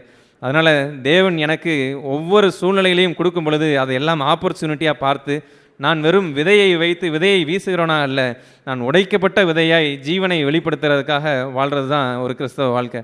ஆண்டவர் நமக்கு நிறைய காரியங்கள் சொன்னார். பழைய ஏற்பாட்டில் கண்ணுக்கு கண் பல்லுக்கு பல்லுன்னு எழுதியிருக்கிறேன். ஆனால் நான் உங்களுக்கு சொல்கிறேன், தீமையானவனுக்கு எதிர்த்து போகாதீங்க, தீமையானதை செய்யாதீங்க. ஒருவன் உனக்கு பலவந்தம் பண்ணி என்னோட 1 மைல் நடந்து வா அப்படின்னு சொல்லி கூப்பிட்றான்னா, நீ 2 மைல் போ, 2 மைல் சேர்ந்து நட. அங்கே தான் உன்னுடைய ஜீவனை வெளிப்படுத்த முடியும். அங்கே தான் தேவ அன்பையை வெளிப்படுத்த முடியும். உன்னுடைய குடும்பத்தில் உன் மனைவியை ஆதாயம் பண்ணணும்னு நினைக்கிற, உன் கணவனை நீ ஆதாயம் பண்ணணும்னு நினைக்கிற, இந்த இடத்துல எல்லா இடத்துலையும் நீ வெளிப்பிரகாரமான உனக்குன்னு ஒரு எல்லையை வைத்துக்கொண்டு, உலகத்தான் எல்லாருமே வச்சிருக்கிறான் அந்த எல்லையை, ஒரு பொறுமையை வச்சிருக்கிறான். இந்த லெவல் வரைக்கும் தான் பொறுமை, இதுக்கு மேலே போச்சுன்னா நான் என்ன வேணாலும் பண்ணுவேன்னு சொல்லிட்டு வெடித்து அவன் தானாக சுய சித்தத்துக்கு அப்படியே ஒப்பு கொடுத்து அவனுக்கு என்னெல்லாம் தோணுதோ அதுக்கப்புறம் செய்ய ஆரம்பிச்சிடறான். கொலை வரைக்கும் கொண்டு போய் சேர்க்குற ஒரு இடத்துலையும் கூட போய் நடக்குது உலகத்தில். ஆனால் அப்படிப்பட்ட ஒரு வாழ்க்கை இல்லை. இப்படி உன்னை பலவந்தம் பண்ணி 1 மைல் ஒருத்தன் இழுக்கும்போது நீ 2 மைலும் நட. அது என்ன குறிக்குதுன்னா, நீ தேவ அன்பை வெளிப்படுத்துறது குறிக்குது. நீ தேவ சித்தத்தை அங்கே நீ செய். இந்த இடத்துல தீமையினால் நீ வெல்லப்படாத, தீமையை நன்மையினால் வெல் அப்படின்னு சொல்லி ஆண்டவர் நமக்கு நடத்துகிற ஒவ்வொரு பாதையிலையும் நாம் தான் ஐடென்டிஃபை பண்ணணும். உங்களுடைய வாழ்க்கையில், என்னுடைய வாழ்க்கையில் தனித்தனியாக, என்னுடைய வாழ்க்கையில் எனக்குன்னு கொடுத்துருக்கிற ஒரு மனைவி, பிள்ளை, கணவன், இல்லை வேலை ஸ்தலம், எனக்குன்னு வைத்திருக்கிற உறவினர்கள், ஒரு தாய் தந்தை, இது எல்லாரையுமே நம்மளை வைத்து பார்க்கும் பொழுது இது எல்லாமே கர்த்தர் என்னுடைய நன்மைக்காக வைத்திருக்கிற ஒரு பவுண்ட்ரி. அது இந்த பவுண்ட்ரியில் வாழாமல் வெளியே கம்பேர் பண்ணிக்கிட்டு இவங்களையும் கம்பேர் பண்ணிக்கிட்டு நம் வாழ்க்கையை வீணடிச்சிடாமல், இந்த இடத்துல நான் சாட்சியுள்ள ஒருவனாய், இந்த இடத்துல நான் ஜீவனை இழக்கிற ஒருவனாய், என்னுடைய விதை நசுக்கப்படுகிற ஒருவனாய் நான் வாழ்ந்து கர்த்தருடைய வருகையின் போது நான் ஏமாற்றம் அடைய மாட்டேன். அப்படி ஒரு பாதையில் இருக்கும் பொழுது பலவீனங்கள் இருக்கலாம். ஆண்டவரே என்னால் முடியலையே, ஆண்டவரே எனக்கு இந்த சூழ்நிலையில் என்னுடைய சுயம் அவ்வளவாய் மேலோங்கி வருது, இந்த இடத்துல என்னால் அன்பாக பேச முடியல, இந்த இடத்துல என்னால் இந்த பாலியல் இச்சைக்கு என்னால் வேண்டான்னு சொல்ல முடியல அப்படின்னு சொல்லி ஒரு உண்மைத்தன்மையை ஆண்டவர் இடத்துல கொண்டு போய் சேர்த்து, ஆண்டவரே ஆனால் என்னால் முடியாது, இதெல்லாம் பார்க்குறதுக்கு பெரிய பெரிய அறக்கர்கள் போல் இருக்குது, நான் வெட்டுக்கிளிய மாதிரி தான் இருக்கிறேன், ஆனால் நீர் பெரியவர் ஆண்டவரே, என்னோடு இருப்பவர் நீர் பெரியவர், இந்த சூழ்நிலையில் இந்த காரியத்தில் நான் ஜெயம் பெற்று வரும்படியாக நீங்கள் மாற்ற முடியும், பரிசுத்த ஆவி எங்களுக்கு தாங்க ஆண்டவரேன்னு சொல்லி நாம் தேடும்போது, கேட்கும்போது, தட்டும்போது அவர் பரிசுத்த ஆவியை தருவது அதிக நிச்சயம் அல்லவான்னு தான் நம்ம படிக்கிறோம். அப்படி கண்டிப்பாக நமக்கும் தந்து ஒரு சாட்சியுள்ள ஒரு வாழ்க்கையை வாழ்வதற்கு தான் நமக்கு ஆண்டவர் இங்கே அழைத்திருக்கிறார். ஒவ்வொரு சூழ்நிலையும் நாம் கம்ப்ளைண்ட் பண்ணுறதுக்கு எவ்வளவோ சூழ்நிலையில் வரலாம். ஆனால் தேவ சித்தம் செய்ய அறிந்தவனுக்கு, தேவனை அறிந்து தேவனோடு உறவாடுகிறவனுக்கு ஒவ்வொரு சூழ்நிலையும் கர்த்தரை வெளிப்படுத்தணுன்ற ஒரு ஆசை தான் இருக்கும். நான் இப்படியா இவங்க அண்ணாளுடைய வாழ்க்கையில் 1 சாமுவேலில் வரும், அதில் அண்ணாளுடைய வாழ்க்கையை கவனிச்சிங்கன்னா, அவங்க அந்த இடத்துல ஒரு சம்பவத்தை கவனிச்சிங்கன்னா, அவங்க தன் குழந்தை இல்லாததுனால அவங்க ஒரு விண்ணப்பத்தை கடவுளுக்கு ஏறெடுக்கிறதுக்காக அவங்க சபையில் போய் அவங்க தேவாலயத்தில் பண்ணும்பொழுது ஏலி அவங்க பார்க்குறாரு. அவங்க அவ்வளோவாய் பாரத்தை அவங்க ஆத்மாவே ஊற்றி அவங்க மனதில் ஆண்டவர்கிட்ட பேசிக்கிட்டே வாயில் அசைவு கொடுத்துட்டே இருக்கும் பொழுது அவங்க குடித்து வெறித்திருக்கிறார்கள் நினைத்து அவர் மிஸ் அண்டர்ஸ்டாண்ட் பண்ணுறார். அவர் மிஸ் அண்டர்ஸ்டாண்ட் பண்ணி, ஏன் இப்படி இவ்வளோவாய் குடிச்சிருக்கிறீங்க, இந்த குடியை விடுங்க, விட்டு விலகுங்கன்ற மாதிரி ஏலி சொல்லும்போது அந்த அண்ணாள் சொல்லுகிற பதிலை பார்த்தோம்னா, அந்த இடத்துல அந்த பவுண்டரி தாண்டுது. என்னை எப்படி அவங்க சொல்லலாம் அப்படின்னு சொல்லி வெகுண்டு எழுந்து ஒரு மனுஷீகத்தில் சுயசித்தம் செஞ்சுருக்கலாம். ஆனால் அவங்க அப்படி செய்யலை. அப்போ என் ஆண்டவனேன்னு சொல்லி எவ்வளோ பொலைட்டான ஒரு பதில். டோட்டலாக நான் பண்ணாததை ஒருத்தவங்க நீங்கள் பண்ணீங்கன்னு சொல்லும்போது அதை அக்செப்ட் பண்ணுறது கூட நமக்கு தன்மை இருக்காது. ஆனால் அப்படிப்பட்ட ஒரு இடத்துல கிறிஸ்துவை பெற்று அந்த எண்ணெயை பெற்று இருக்கிற நாம் எப்படி வாழ முடியும்னா, இப்படிப்பட்ட ஒரு ஜீவியம் தான் என் ஆண்டவரே அப்படின்னு சொல்லி அந்த மிஸ் அண்டர்ஸ்டாண்டிங்கை பொதுவாக எக்ஸ்பிளைன் பண்ணுறாங்க. எடுத்து அவங்க சொன்னனால எக்ஸ்பிளைன் பண்ணுறாங்க, நீங்கள் கேட்டனால எக்ஸ்பிளைன் பண்ணுறாங்க. இல்லை நான் அப்படி பண்ணலையே, என்னுடைய ஆத்மாவை நான் என்னுடைய ஆண்டவர் சமூகத்தில் அவருடைய சந்நிதியில் முழுசாக எடுத்து ஊற்றுனேன் அப்படின்னு சொல்லி என்ன பண்ணாங்களோ அதை பொறுமையாக எக்ஸ்பிளைன் பண்ணி போகும் பொழுது திரும்ப அந்த ஏலி அவங்களை ஆசீர்வதித்து அனுப்புகிற அந்த சம்பவத்தை நம்ம எல்லாருமே படிச்சிருப்போம். இப்படி நமக்கு ஆண்டவர் கொடுக்குற ஒவ்வொரு சூழ்நிலையிலையும் அது மிஸ் அண்டர்ஸ்டாண்டிங்காக இருக்கலாம், நம்ம உடைக்கப்படுறதா இருக்கலாம், என்னை புரிந்து கொள்ளாத ஒரு மனைவியாக இருக்கலாம், இல்லை ரட்சிக்கப்படாத ஒரு கணவனாக இருக்கலாம். எப்படிப்பட்ட இடத்துல இருந்தாலும் அந்த சூழ்நிலையில் தேவன் எனக்கு ஒரு சித்தம் கொண்டிருக்கிறார் என்பதை நீ அறிந்து தேவ சித்தத்தை செய்தவன் தான், ஆண்டவர் சொன்னது, தேவ சித்தம் செய்தவன் தான் பரலோக ராஜ்யத்துக்குள்ளே பிரவேசிப்பான். அதற்கு அப்பாற்பட்டது அக்கிரம செய்யக்காரர்னு சொன்னார். அப்படிப்பட்ட ஒரு அக்கிரம செய்யக்காரனாய் நான் ஒரு புத்தியற்ற கன்னிகையாய் வெளிப்பிரகாரமான நல்ல கிறிஸ்தவனாக பேரை வச்சுட்டு நல்ல கிறிஸ்தவன், நல்ல ரெகுலராக சர்ச்சுக்கு போகிறவன் அப்படின்ற ஒரு பேரை வைத்துக்கொண்டு நல்ல ஊழியங்கள் செய்கிறவன் அப்படின்ற பேரை வைத்துக்கொண்டு என்னையவே நான் ஏமாற்றிக் கொள்ளாதபடி நான் எப்படிப்பட்ட வாழ்க்கை உடையவனாக இருக்கிறேன், என்னுடைய அந்தரங்கத்தில் அப்படிப்பட்ட எண்ணெய் இருக்கிறதா, தேவனோடு கொண்டிருக்கிற அந்த உறவு இருக்கிறதா, பரிசுத்த ஆவி அவருடைய நிறைவினால் என் வாழ்க்கை வெளியே பிரகாசிக்குதா, விளக்கை பற்றி விளக்கு எரிஞ்சு அதை மேலே வைக்கணும்னு சொல்லி நம்ம படிக்கிறோம். அது என்னுடைய வாழ்க்கை விளக்கு எரியணும்னா உள்ள எண்ணெய் இருந்தால் தானே எரியும். இப்படிப்பட்ட எண்ணெயை நான் சேகரிக்கிறவனாய், எண்ணெயே நான் இழக்கிறவனாய் நான் இந்த பூமியில் வாழ்கிறேனா என்பதை சுதாரித்து பார்த்து ஆண்டவருடைய வருகைக்கு ஒவ்வொருவரும் இதை தங்களை சுதாரித்து பார்த்து நான் ஆயத்தமாக தான் இருக்கிறேனா என்பதை நிதானித்து பார்க்கும் பொழுது உண்மையிலேயே அதை அந்த ஒரு குறைகளை கண்டால் அது உடனே சீர்திருத்திக் கொள்வது தான். நம்ம முதல்ல படித்த 2 தீமோத்தேயுவில் படித்தது போல் தேவ பக்தியின் ஃபார்ம் ஆஃப் காட்லினஸ், அவங்க தேவ பக்தியின் தோற்றம் இருக்குது அவங்கள பார்க்குறதுக்கு. ஆனால் அவங்க வாழ்க்கையிலேயோ அந்த தேவ பக்திக்குரிய வல்லமைக்கு இடம் கொடுக்க மாட்டாங்க. Denying the power of godliness.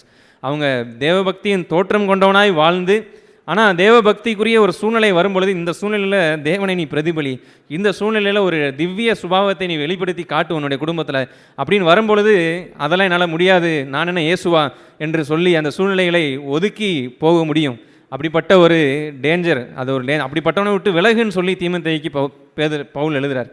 அப்போ இப்படிப்பட்ட ஒரு இடத்துல நான் இருந்துடக்கூடாது என்பதை ஒரு சுதாரித்து பார்த்து, ஒருவேளை அப்படி இருந்தோம்னா உண்மையிலேயே ஆண்டவர் சமூகத்தில் மனம் திரும்பி, ஆண்டவரே என் உம்மோடு இருக்கிற உறவு தான் எனக்கு முக்கியம், வெளியே எல்லாம் செஞ்சு உம்மோடு இருக்கிற உறவு கட்டாக இருந்தால் என்ன ஆண்டவரே யூஸ், அதனால் உம்மோடு உறவு கொள்வதும் நான் பரிசுத்த ஆவியினால் நிரம்புவதும் அது நிமித்தம் என்னோட சுய சித்தத்தை வெறுத்து அதை இழந்து நான் தேவ சித்தத்தை செய்து இந்த பூமியில் நம்முடைய நாமத்தை மகிமைப்படுத்தணும் என்ற ஒரு தீர்மானத்தையும் எடுத்து அவருடைய வருகைக்கு ஒவ்வொருவரும் ஆயத்தமாக இருக்க ஆண்டவர் உதவி செய்வாராக.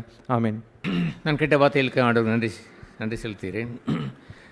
அது இக்காலத்திற்கு உரிய ஒரு அவசரமான ஒரு செய்தி என்றே கூட நான் கருதுகிறேன். அது ஏனென்று சொன்னால், தங்களை வஞ்சிக்கிறவர்கள் என்று சொல்லுகிறவர்கள் அவர்களைத்தான் இந்த 25ஆம் அதிகாரம், மத்தேயு 25ஆம் அதிகாரம் இது எக்ஸ்போசிட், அதை வெளியரங்கமாக காட்டுகிறது. தட் மீன்ஸ் அவர்கள் அழிப்பதற்கென்று அல்ல, எந்த வேத வாக்கியமும் நம்மை சீர்படுத்துவது தான் தரப்பட்டது என்று 2 தீமோத்தேயு கடைசி அதிகாரத்திலையும் வாசிக்கிறோம். டு கரெக்டஸ், நம்மை சீர்படுத்தி நம்மை அந்த பிழையிலிருந்து நாம் மீண்டு வருவதற்கு தான் எதுவும் தரப்பட்டிருக்கு, அல்லாமல் ஆக்கணிக்குள்ளாக என்று ஒரு நாளும் இருப்பது இல்லை. So nobody has to be condemn. நாம் யாரும் ஆக்கணிக்குள்ளாக திருக்கப்பட வேண்டிய அவசியம் இல்லை. The church never condemn people. ஒருவரையும் ஆக்கணிக்குள்ளாக திருப்பதும் இல்லை. த சர்ச் எக்ஸாட், அது புத்தி சொல்லுகிறது, கடிந்து கூட புத்தி சொல்லக்கூடும். ஆனால் அது தகப்பன் புத்தி சொல்வதை போல் தான் அது இருக்க முடியும். எனவே இப்போ இக்காலத்தில் உள்ள ஒரு கடைசி அந்த ஓட்டத்தில் வந்து கொண்டிருக்கிற நம்முடைய கிறிஸ்தவ வாழ்க்கையில் உள்ள ஒரு பகுதி என்னவென்று சொன்னால், 10 virgins 10 கன்னிகள் என்று சொல்லும் பொழுது ரொம்ப அதிர்ச்சியாக தோன்றுவது என்னவென்றால், அந்த 10 கன்னிகளிலே 5 கன்னிகைகள் புறக்கணிக்கப்பட்டார்கள் என்பதுதான். அது மிகவும் வேதனை உரிய ஒரு காரியம் அல்லவா? இக்காலத்திலே வாழ்கின்ற நமக்கும் நம்ம எல்லோரும் கன்னிகைகள் தான். கன்னிகள் என்றால் அர்த்தம் என்னவென்று சொன்னால், அவர்கள் ரட்சிக்கப்பட்டார்கள், அவர்கள் ஞானஸ்நானம் எடுத்தார்கள், சின்சியர்லி உண்மையாக இருந்து அவர்கள் ஞானஸ்நானம் எடுத்தார்கள், பழைய மனிதனை அடக்கம் செய்து ஞானஸ்நானம் எடுத்தார்கள், அபிஷேகம் நாம் கேட்டதை போல் அபிஷேகம் பெற்றுக்கொண்டார்கள். பெற்றுக்கொண்ட பிறகுதான் ஒரு மனுஷன் அவன் உலகத்தான் அல்ல என்ற இடத்திற்கு அவன் வருகிறான். ஆகவே அந்த கன்னிகள் என்றால் யார்? அவர்கள் உலகத்தோடு வாழ்கின்றவர்கள் அல்ல. உலகத்தோடு வாழ்கின்றவர்களை குறித்து 2 கொரிந்தியர் 11ஆம் அதிகாரத்தில் அவர் சொல்லுவார். அவர் என்ன சொல்லுவார்? உங்களை பரிசுத்த கன்னிகையாய் கிறிஸ்துவுக்கென்றே வைத்திருக்க நான் நியமனம் செய்து வைத்திருக்க, சத்ருவானவன் அன்று ஆதாம் ஏவாளை வஞ்சித்ததை போலவே உங்களுடைய அந்த உத்தமத்திலிருந்து அவரோடு வைக்கப்பட்ட அந்த இடத்துலேருந்து உங்களை தம்முடைய அந்த உத்தமத்திலேருந்து அந்த தியானத்திலேருந்து உங்களை பிரித்து விடுவானோ, லோகத்திற்கு வேறு ஒன்று காரியத்திற்கு வரும்படி அவன் பிரித்தானே அன்று அவன் செய்த செயல் என்ன? அவன் நன்மை தீமை அறியத்தக்க அந்த விருட்சத்தை புசித்த நாளிலிருந்தே he got divided with God. தேவனிடத்தில் பிரிவினை நடந்ததே. அதுபோல் நீங்களோ நீங்கள் எதிர்ந்த இடத்தில் இருப்பதைப் போல் வைந்தாலும் கன்னிகைகளைப் போல் நீங்கள் காணப்பட்டாலுமே கூட காட் தேவன் அவருடைய பார்வையிலே யுவர் டிவைடட், நீங்கள் பிரிக்கப்பட்டு போனதற்கு காரணம் அவர்கள் நன்மை தீமை அறியத்தக்க அந்த விருட்சத்தை புசித்து அதன் விளைவு என்னவென்றால் கொஸ்டின் காட், தேவனே கேள்வி கேட்க தொடங்கினார்கள். பிசாசு அவன் கேள்வி கேட்டான், சத்ருவாய் சர்ப்பமாய்ந்து அவன் கேள்வி கேட்டான், இப்பொழுது இவன் கேள்வி கேட்கிறான். அதெல்லாம் இல்லை, நீ புசித்தாய் என்று நீர் எப்படி என்னை கேட்கிறீர்? நீர் தந்த அவள்தான் நல்ல அறிவை பயன்படுத்தி அவன் நியாயப்படுத்த அவன் போகிறான், தன்னுடைய நிலையை அவன் பாதுகாப்பதற்கு அவன் முயற்சி செய்கிறான். நீ தந்த அந்த பெண்மணி தான் அதை அவள் செய்தாள். அவர் எவாள் என்று கேட்கவில்லை, அதற்குள்ளாக அவள் அந்த நன்மை தீமை அறியத்தக்க விருட்சத்தினுடைய புத்தியை வைத்து அந்த அறிவை வைத்து கொண்டு அதெல்லாம் நீர் தந்த அனுமதித்த அந்த சர்ப்பம்தான் தோட்டத்திற்கு அவன் வருவதற்கு நீர் எப்படி அனுமதித்திருக்கலாம்? அவன்தான் வஞ்சித்தானே இல்லாமல் they try to protect them, தங்களை பாதுகாக்கிறார்களே பாருங்கள். அதுபோன்ற ஒரு இடம்தான் செப்பரேட்டட் ஃப்ரம் காட், தேவனிடத்திலிருந்து பிரிவினையாய் வந்து சேர்ந்தார்கள். யார் அவர்கள்? மணவாளனோடு இருக்கிறவர்கள், மணவாளனோடு வாழ்கின்ற இன்பமான ஒரு வாழ்க்கையை வாழ்ந்தவர்கள். அவர்கள் இப்பொழுது அவர்கள் பிரிக்கப்பட்டு போனதற்கு காரணம் என்னவென்று சொன்னால் தி பிகம் வேர்ல்ட்லி, உலகத்தாரையும் மாறிவிட்டார்கள். ஆகவே அங்கே யாக்கோபிலே அவர் சொல்லுவார், சகோதரர்களே என்று ஆரம்பித்து விட்டு என்ன அவர் சொல்லுவார், விபச்சாரிகளே, உலக சிநேகமும் தேவனுக்கு விரோதமான பகை என்று அறியீர்களா என்று அவர் கேட்பார். ஆகவே இந்த கன்னிகையில் உள்ள ஒரு மிகப்பெரிய ஒரு சிறந்த ஒரு முதல் குணம் என்னவென்று சொன்னால் அவள் கன்னிகைகள் என்பதுதான், உலகத்தார் அல்ல. இதை கேட்டீங்களா? இப்படிப்பட்ட ஒரு சீர் உள்ள ஒரு வாழ்க்கையை கூட அநேகர் சபையில் சில சமையல் வாழாமல் இருப்பதை கண்டு நாம் வேதனை அடைகிறோம். தேவர் ரியலி த வெர்ஜின், நிஜமாகவே அவள் வெர்ஜின். அவர்கள் உலகத்தை அவர்கள் பபிலோன் வேசியை தொடாதவர்கள். உலக சிநேகம் என்று சொல்வதை அவர் வெசித்தனத்தை விட்டு விலகி ஓடுங்கள் என்று அவர் சொல்லுவார். ஏனென்றால் உலகம் அந்த பபிலோன் வேசிக்கு ஒப்பானது. அசுத்தமானை தொட்டுவிடாதுங்கள், எதுவும் உங்களை தீட்டுப்படுத்த விட்டுவிடாது என்று அந்த கொரிந்தியர் 6ஆம் அதிகாரத்திலே அவர் சொல்லுவார். அதுபோன்ற ஒரு அற்புதமான ஒரு நல்ல கன்னிகைகள், பொய் ஒன்றும் சொல்லவில்லை, அவள் கன்னிகைகள் தான். ஆனால் அந்த கன்னிகைகள் கூட என்ற இடம் வருகிறதே, யூ சுட் ஃபியர் லைக் தேன், அப்படித்தான் நான் பயந்திருக்கிறேன். ஐ பிலாங் டு கிரைஸ்ட், கிறிஸ்துவுக்குரியவன், அவரின் மணவாளன், அவருடைய மணவாட்டி, அவர் ஒருவருக்கே நியமிக்கப்பட்டவன், கற்புள்ள கன்னிகாய் நான் நியமிக்கப்பட்டவன், நான் உலகத்திலிருந்து வேறு பிரிக்கப்பட்டவன், உலகத்தை சிநேகிப்பன் அல்ல, 100% அல்ல. அதை எப்படி நாம் நிரூபிக்க முடியும் என்று அவர் கலாச்சாரத்தில் அவர் சொல்லுவார், உலகம் எனக்கு சிலுவையில் அறையுண்டிருக்கிறது என்று சொல்வதுதான் முதலாவது முக்கியம். I have crucify the world, உலகத்தை நான் சிலுவையில் அறைந்து விட்டேன். அதற்குரிய நிறுவனம் என்னவென்றால் த வேர்ல்டு க்ரூசிஃபை மீ, இந்த உலகம் என்னை சிலுவையில் அறைகிறது என்று சொல்லுவார். ஆகவே ஒரு மனுஷன் அவன் நிஜமாகவே அவன் உலகத்தை அவன் சிலுவையில் அறைந்திருந்தால் லோகத்தினுடைய இன்பங்கள் அவனை பகைத்திருக்கும், அவனுடைய அருகிலே வருவதற்கு கூட பயப்படும். உலக சிநேகிதம் அவனை விட்டு தூரமாய் போய்விடும். உலகத்தை நேசிக்கிற நேசம் என்று சொல்வதை இவன் என்ன செய்வான்? அவனை பகைக்கும், உலகத்தை வெறுக்கிறவனை அவன் பகைக்கும், அவன் மீது வெறுப்பாக இருக்கும், அவன் மீது அவனுடைய வாழ்க்கையிலே போராட்டங்கள் என்று சொல்கிற அந்த வயசில் சொல்லப்பட்டு அவைக்குரிய பொல்லாத சேனைகள் கூட வந்து அவனை தாக்கும். ஆனால் அவனோ தான் பெற்றுக்கொண்ட நிலையிலே நான் அவருடைய மனவாட்டி என்ற நிலையிலே நிலை நிற்பான். சர்வாத வர்க்கத்தையும் அவன் தரித்து கொள்வான். கேடான வர்க்கத்தை தரித்து கொண்ட காலங்கள் உண்டு. நான் இப்பொழுதோ சர்வாங்க வர்க்கத்தினுடைய விசுவாசத்தையும் நீதியையும் அன்பையும் அவன் சுவிசேஷத்தினுடைய ஆயத்தத்தையும் அவனுடைய தலைசீராவையும் அவன் அவ்விதமாய் அவன் அத்தனை நல்ல நல்ல ஆயுதங்கள் தானே, அதை தரித்து கொள்வதற்கு அவன் உங்களுக்கு கஷ்டமோ? நீதியும் அந்த விசுவாசம் கேடம் என்று இருக்கிறது, அதை எடுத்துக்கொள்வதற்கு எனக்கு என்ன கஷ்டமாக? பெரிய ஒரு வெங்கலத்தினாலான ஒரு கடகத்தையும் அவர் சொன்னார். ஃபெய்த், உறுதியாய் பிடித்து கொண்டு நில்லுங்கள் என்றெல்லாம் அவர் சொல்லி ஸ்டாண்ட் இன் யுவர் பிளேஸ். உங்களுடைய பொசிஷனை விட்டு நகன்று விடாதுங்க. அவன் தாக்குவான். யாரை அவன் தாக்குவான்? அந்த குழந்தை இஸ்ரவேலுக்கு பிறந்த அந்த குழந்தை பிறந்த பொழுது வலு சர்ப்பம் கோபம் கொண்டு அதை அழிப்பதற்கு வந்தது என்று வெளிப்படுத்தின விசேஷத்தில் வருகிறதே பாருங்கள். He want to devour us. நம்மை அவன் அழிப்பதற்கு வகை தேடுகிறான். அவன் அழிப்பதற்குரிய வகை தேடுகிற முதலிடமே என்னவென்று சொன்னால் சர்ச், சபை என்பதுதான். தேவ ஜனங்கள் என்று வருகிற அந்த ஜனங்களை ஹி வாண்ட் டு டெவவர் தம், அவர்களை அழிக்க வகை தேடுகிறான். யார் அவர்கள்? பாவிகள் என்று இல்லை. பாவிகளும் சபைக்கு வரக்கூடும். அவர்கள் மனம் திரும்புவார்கள். அவர்கள் வீழ்ச்சி அடைந்தவர்களும் மனம் திரும்புவார்கள் என்றெல்லாம் சபையில் இருந்தாலுமே கூட there are some people, godly people, தேவ பக்தி உள்ள ஜனங்கள் என்று இருக்கிற அந்த ஜனம் என்று இருக்கிறதே, அவர்களைத்தான் அவன் எதற்கு அவன் வகை தேடுவான். அவன் வகை தேடுகிற அந்த மக்கள் யார்? உலகத்தார் அல்ல. அந்த மக்கள் யார்? வேசியல் அல்ல, கன்னிகள், கிறிஸ்துவுக்கென்று நியமனம் செய்யப்பட்ட கன்னிகள். அண்டர்ஸ்டாண்ட் தான், அதை நீங்கள் விளங்கிக் கொண்டிருக்கலாம். அது போன்றவர்களை அந்த 10 கன்னிகள் வந்தார்கள். 10 கன்னிகள் பரலோகத்திற்கு போய்விட்டார்கள். கதவு திறக்கப்பட்டது, மணவாளனோடு சென்று விட்டார்கள் என்று இல்லையே.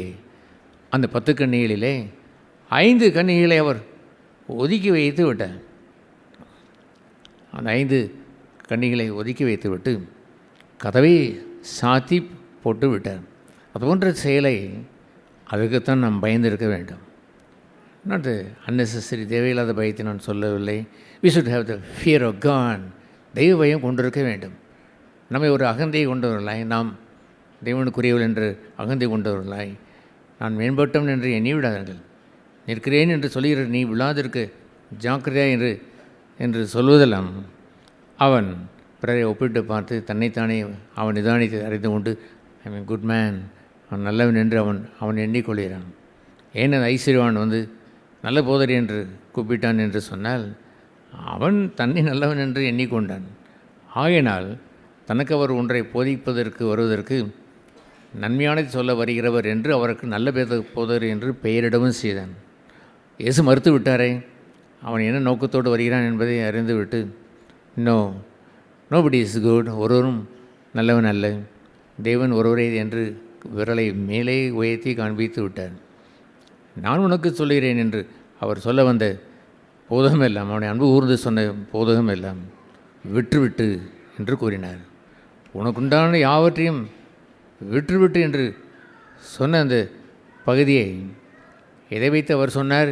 நித்திய ஜீவன் வேண்டும் என்று கேட்டவனுக்கு சொன்னார். எனக்கு நித்திய ஜீவன் வேண்டும் என்று கேட்ட மனுஷனை அவர் பார்த்து என்ன சொன்னார் என்றால், நீ உனக்குண்டான யாவையும் விட்டுவிடு என்று சொன்னாரே பாருங்கள். ஜீவன் வேண்டுமென்றால், என்னோடு நீ வாழ வேண்டும் என்று சொன்னால் உன் சொந்த ஜீவனை விட்டுவிட வேண்டும் என்று கூறினார். அதைத்தான் இங்கே வாசிக்கிறோம். என்ன வாசிக்கிறோம்? நீங்கள் விற்கிற இடத்திலே போய் என்று அவள் சொல்லுவாள். அந்த 9ஆம் வசனத்திலே புத்தியுள்ளவர்கள் பிரதித்திரமாக அந்த எண்ணெயை கேட்டவர்களை பார்த்து, உங்களுக்கும் எனக்கும் போதுமானதாக இல்லாதபடி நீங்கள் விற்கிற இடத்திலே போய் உங்களுக்காக வாங்கிக் கொள்ளுங்கள் என்று சொன்னாரே பாருங்கள். அதைத்தான் அந்த மனுஷனுக்கு சொன்னார். அவர் சொன்னார், மார்க் 10ஆம் அதிகாரத்தை கவனித்து நீங்கள் படித்திருப்பீர்கள் என்று சொன்னால் புரிந்திருக்கும். அதை விட்டுவிட்டு என்று அவர் சொல்லிவிட்டு அதுக்கு ஒரு வழியையும் அவன் காண்பித்தார்.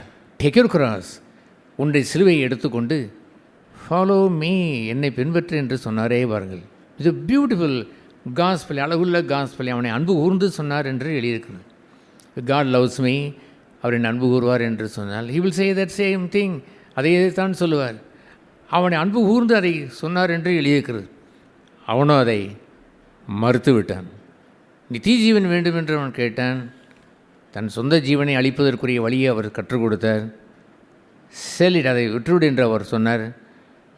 உனக்கு எப்பொழுதெல்லாம் வாய்ப்பு இருக்கிறதோ அப்பொழுதெல்லாம் உன் ஜீவனை இழப்பதற்குரிய நேரம். 10,000 ரூபாய் கொடுத்து விட்டு ஒன்றை விலைக்கு வாங்குவதை போல் லூஸ் தட் செல்ஃப் லைஃப், சுய ஜீவத்தை வெறுக்கிற நேரம் இருக்கிறது. காதர் அவன் வெட்டினான் என்று அவன் சொல்லும் பொழுது பட்டயத்தை உரையிலை போடு, இப்படி செய்தால் வேத வாக்கியம் எங்கே நிறைவேறும் என்று அவர் கேட்டாரே. நல்ல ஆப்பர்ச்சுனிட்டி. வேதவாக்கியம் நிறைவேறுகின்ற ஆப்பர்ச்சுனிட்டி சந்தர்ப்பம் என்னவென்றால், உனக்கு தீமை செய்கிறவனுக்கு நன்மை செய், உன்னை பகைக்கிறவனை அன்பு கூறுகின்ற நேரம் வந்து விட்டதே. இந்த நேரத்தில் நான் அன்பு கூர்ந்து அவனை தீயவனை நான் வென்று நன்மை செய்ய வேண்டிய நேரத்தில் போய் பட்டயத்தை உருவிவிட்டாயே. டோன்ட் டூ தேன், அதை நீ செய்து விடாதே. அப்படி நீ செய்தால் you cannot sell your self life. சொந்த ஜீவனோடே வாழ வேண்டும் என்று விரும்புகிறாயாம்.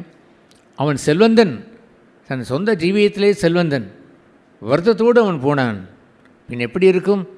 ஒரு மனுஷன் இந்த லோகத்திற்காக வாழ்ந்து சொந்த ஜீவனை பாதுகாக்க வேண்டும் என்று துடித்து நிற்கிறானே, அதுபோன்ற ஒரு பகுதியை தான் சொல்லி, இந்த மனுஷன் ஒரு காலம் தேவட ராஜ்யத்திற்குள் பிரவேசித்து விட முடியாது என்று ஒரு பாரத்தை சுமந்து இழக்கிற ஒரு ஒட்டகத்தை சொன்னார். ஒட்டகம் கூட பயணம் செய்கிற நேரத்திலே, அந்த நாட்களில் ஒரு பாலைவனத்தை கடக்கும் பொழுது, ஒவ்வொரு ஊராய் சென்று வரும் பொழுது ஏராளமான சுமைகளை கொண்டு வருகிற அந்த ஒட்டகம் இறக்கி இறக்கி இறக்கி இறக்கி வைத்து கொண்டே போகும்.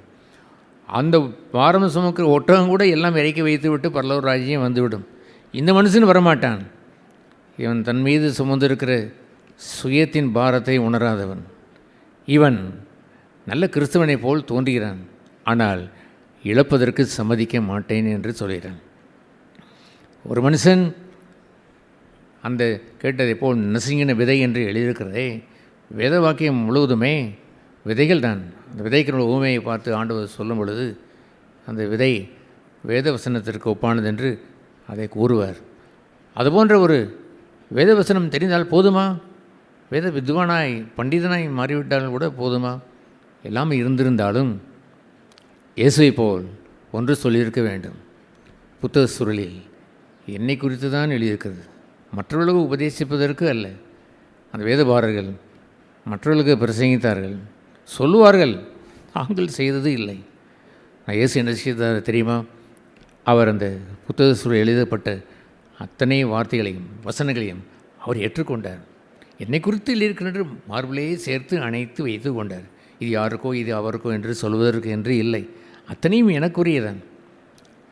அந்த விதவை குறித்து எழுதப்பட்ட அந்த 1 தீமோத்தேயு 5ஆம் அதிகாரம் 5ஆம் வசனத்திலே, உத்தமமான விதவை, தனித்து விடப்பட்டவள், தேவனே நம்பி வாழ்கிறவள், தேவனையே பற்றி கொண்டு இரவும் பகலும் ஜெபிக்கிறவள் என்று எழுதப்பட்ட பொழுது, சுமார் ஒரு 30 வருடங்களுக்கு முன்பாக அந்த வசனத்தை அண்டர்லைன் பண்ணி தேதியும் போட்டு வைத்திருக்கிறேன். பழைய பைபிளிலே என்ன எழுதியிருக்கிறேன்? லார்ட், ஐ ஆம் தட் விடோ. நானே அந்த விதவை. யாரோ ஒரு விதவிக்கு என்று நான் சொல்லிக்கொள்வதா? யாரோ ஒரு விதவிக்கு சொல்லப்பட்ட நல்ல வார்த்தைகள் பாவம் என்று எண்ணிக்கொள்வதா? நானே அந்த விதவை. நான் என்னாலும் தனித்து விடப்பட்டவன் தான். நான் எதையும் சார்ந்தவன் அல்ல. பணத்தையும் பொருளையும் ஆஸ்தியையும் அல்லது நண்பர்களையும் அல்ல பணம் படைத்தவர்களையும் என்னுடைய சம்பளத்தையோ என்னுடைய பேங்க் அக்கௌண்ட்டையோ ஒன்றும் நான் சார்ந்து வாழவில்லை. ஆல்மோஸ்ட் அவைகளெல்லாம் எம்டிஐ கூட இருக்கிறது. நான் தனித்து விடப்பட்டவள். நீ ஒருவரே எனக்கு தஞ்சம் என்று அந்த விதவை அவரே நம்பி இரவும் போலும் ஜெபிக்கிறாளே, அது என் பங்கு என்று எழுதி வைத்திருக்கிறேன். அல்லேலூயா. எந்த வேத வசனத்தை வைத்து யாருக்கோ எழுதப்பட்டது என்று நீங்கள் சொல்ல முடியும்? அத்தனையும் என்னை குறித்து எழுதப்பட்டது என்று சொன்ன ஆண்டவர் அதை போற்றி அந்த வசனத்தை சொல்லி பிரசங்கம் பண்ணுவதற்காக வைத்திருக்கவில்லை. அவர் சொன்னார், இதோ வருகிறேன் என்று சொன்னாரே பாருங்கள். சித்தம் செய் வருகிறேன் என்று சொல்வதெல்லாம் அந்த வேத வசனங்கள் எல்லாம், வார்த்தைகள் எல்லாம், விதைகள் எல்லாம் எனக்குள் ஜீவனாய் மாற வேண்டும் என்பதுதான்.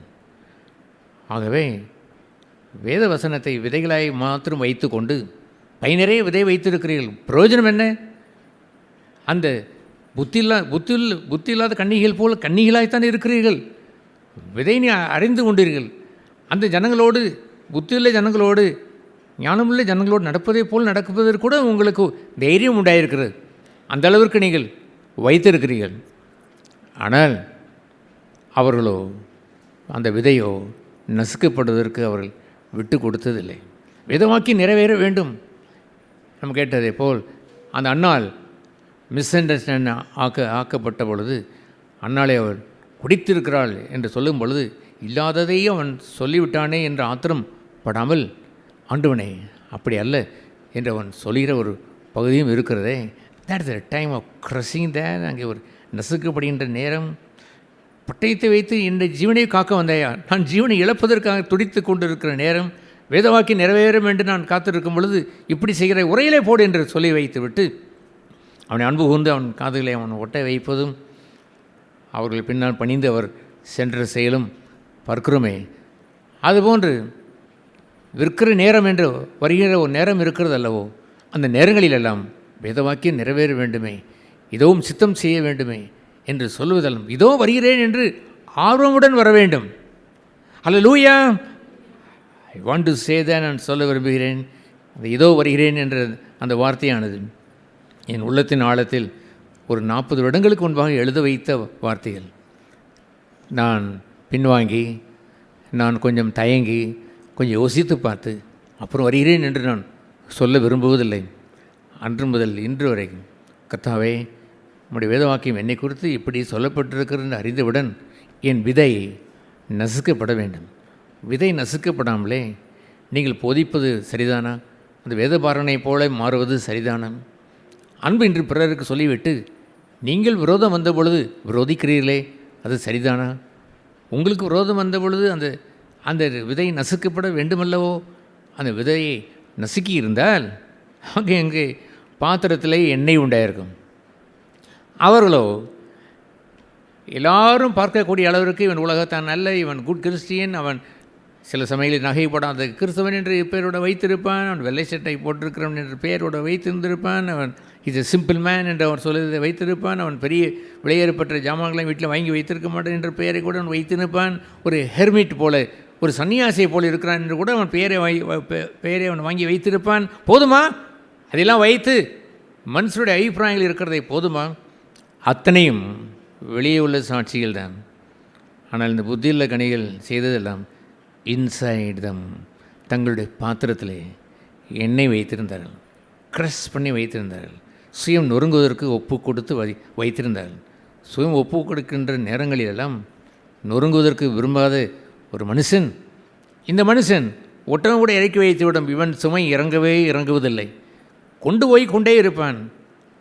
பார்த்தீங்களா, இவன் வீட்டிற்கு திரும்பி போவதை வருத்தத்தோடு போகிறான். அந்த ஒட்டகம் சுமையை வைத்து கொண்டு போனால் எப்படி இருக்கும்?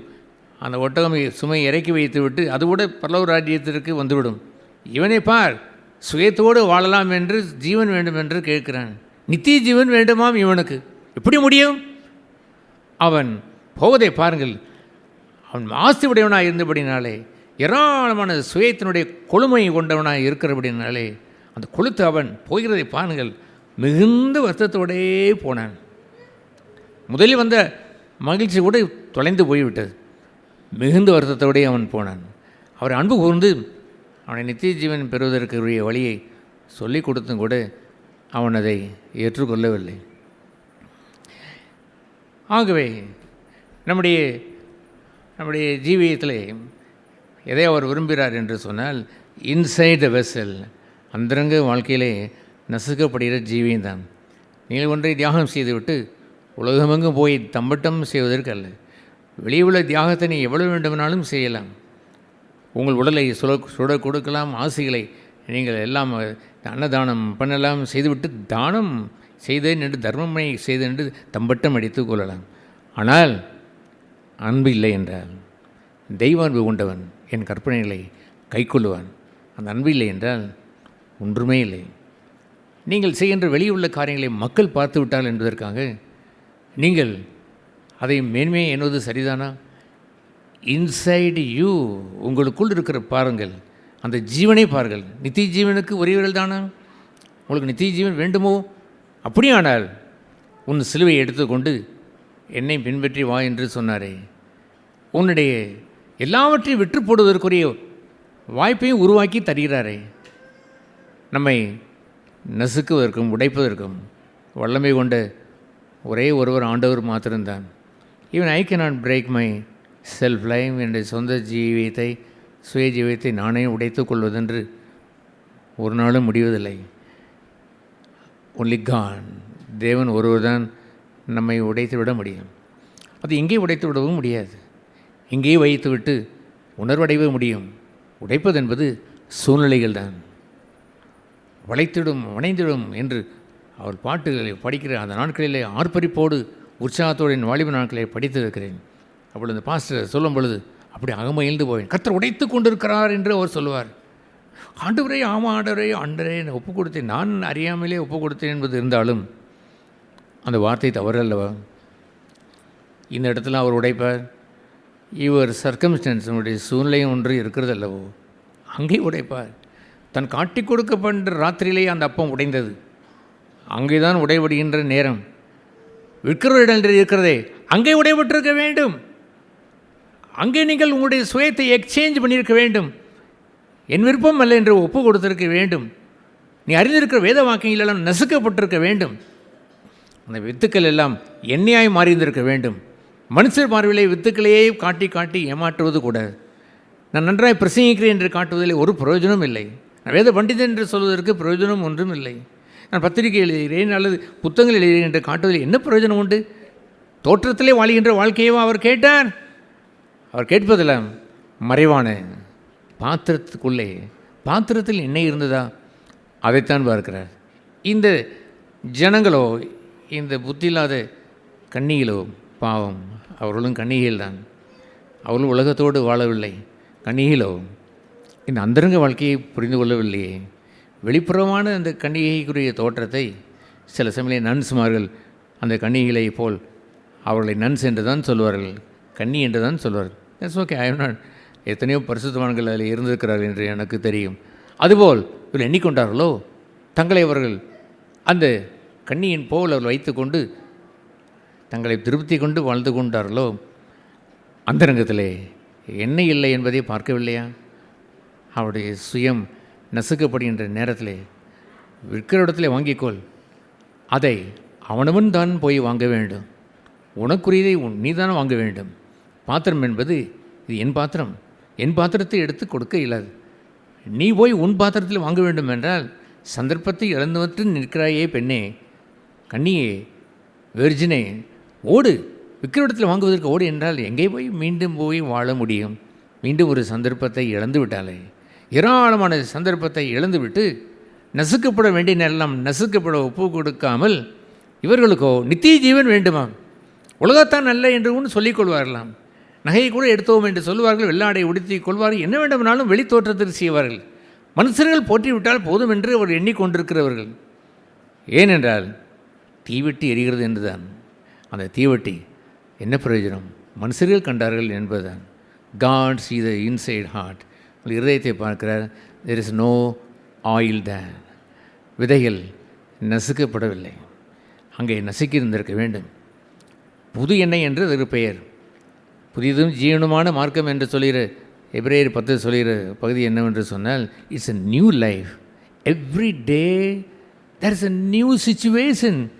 புதிய ஒரு சூழ்நிலையை அவர் அனுப்பி there is a நியூ கிரசிங், புதிதான நசுக்குதலை அவர் தருவார். சாமுவேல் அந்த ஏலியினுடைய பிள்ளையாண்டானாய் அங்கே இருந்த பொழுது சாமுவேலே என்று கூப்பிட்டு அந்த அவர் தகுதி பெற்றதற்கு காரணம் என்னவென்று தெரியுமா? ஒரு பேசிக்கான ஒரு தகுதி தான். என்னவென்றால் அவன் ஆலயத்தில் இருக்கக்கூடிய எண்ணெய் எப்பொழுதும் எரிந்து கொண்டே இருக்க வேண்டும், அணைந்து விடக்கூடாது. அது ஒரு சிறிய ஒரு விளக்கு தான். அது பக்கத்தில் வித்துக்கள் இருக்கும். வித்துக்கள் என்றால் எண்ணெய் வித்துக்கள் இருக்கும், நல்ல விதை இருக்கும். அது அணைவதற்கு முன்பாக வர வேண்டும், அதை கையிலே எடுக்க வேண்டும், கையினாலே பிசைந்து அதை எண்ணெய் புது எண்ணெயாய் ஊற்ற வேண்டும். எவ்வளோ நேரம் எரியும் என்று அவனுக்கு தெரியும், போய் படுத்து விடுவான். அப்புறம் அவனுக்காகவே அவனுக்கு அறிந்து, ஆஹா இப்பொழுது எண்ணெய் சேர்க்கிற நேரம் என்று ஓடிப்போய் மறுபடியும் எண்ணெயை வைத்து அவன் கசக்குவான். கண்டு அகமகிழ்ந்து போனாரான் ஆண்டவர். இவன் அல்லவோ என்னுடைய தாசன் என்று அறிந்து சாமுவேலை பார்த்து சாமுவேலே சாமுவேலே என்று பெயர் சொல்லி அழைத்தாரே. அதுபோல் புது எண்ணெயால் என் ஆண்டவருக்கு புது ஜீவனை தர வேண்டும் என்று எண்ணம் வைத்து கொண்டவர்கள் this is the day the Lord has made என்று வரும் பாடுவார்கள். நாளிதுவே நாளிதுவே கர்த்தர் உண்டு பண்ணின நாளிதுவே நாம் மகிழ்வோம் மகிழ்வோம் களி கூர்ந்திடுவோம் களி கூர்ந்திடுவோம் கர்த்தர் உண்டாக்கின நாளிதுவே. அப்படிலாம் அவன் சொல்லும் பொழுது அதோடு நிப்பாட்டி கொள்ளிடும். அந்த வசனத்தை 118வது வசனத்தினுடைய முன்பகுதியை பாருங்கள். ஆகாதென்று தள்ளப்பட்ட கல் அது தேவன் ஏற்படுத்தின தலைக்கு மூளைக்கல்லாயிற்று. அடுத்தது எழுதியிருக்கும், நாள் இதுவே, கர்த்தர் உண்டு பண்ணின நாள் இதுவே. புறக்கணிக்கப்பட்ட ஒரு நேரம், தவறாய் மிஸ்அண்டர்ஸ்டாண்ட் பண்ணப்பட்ட ஒரு நேரம்.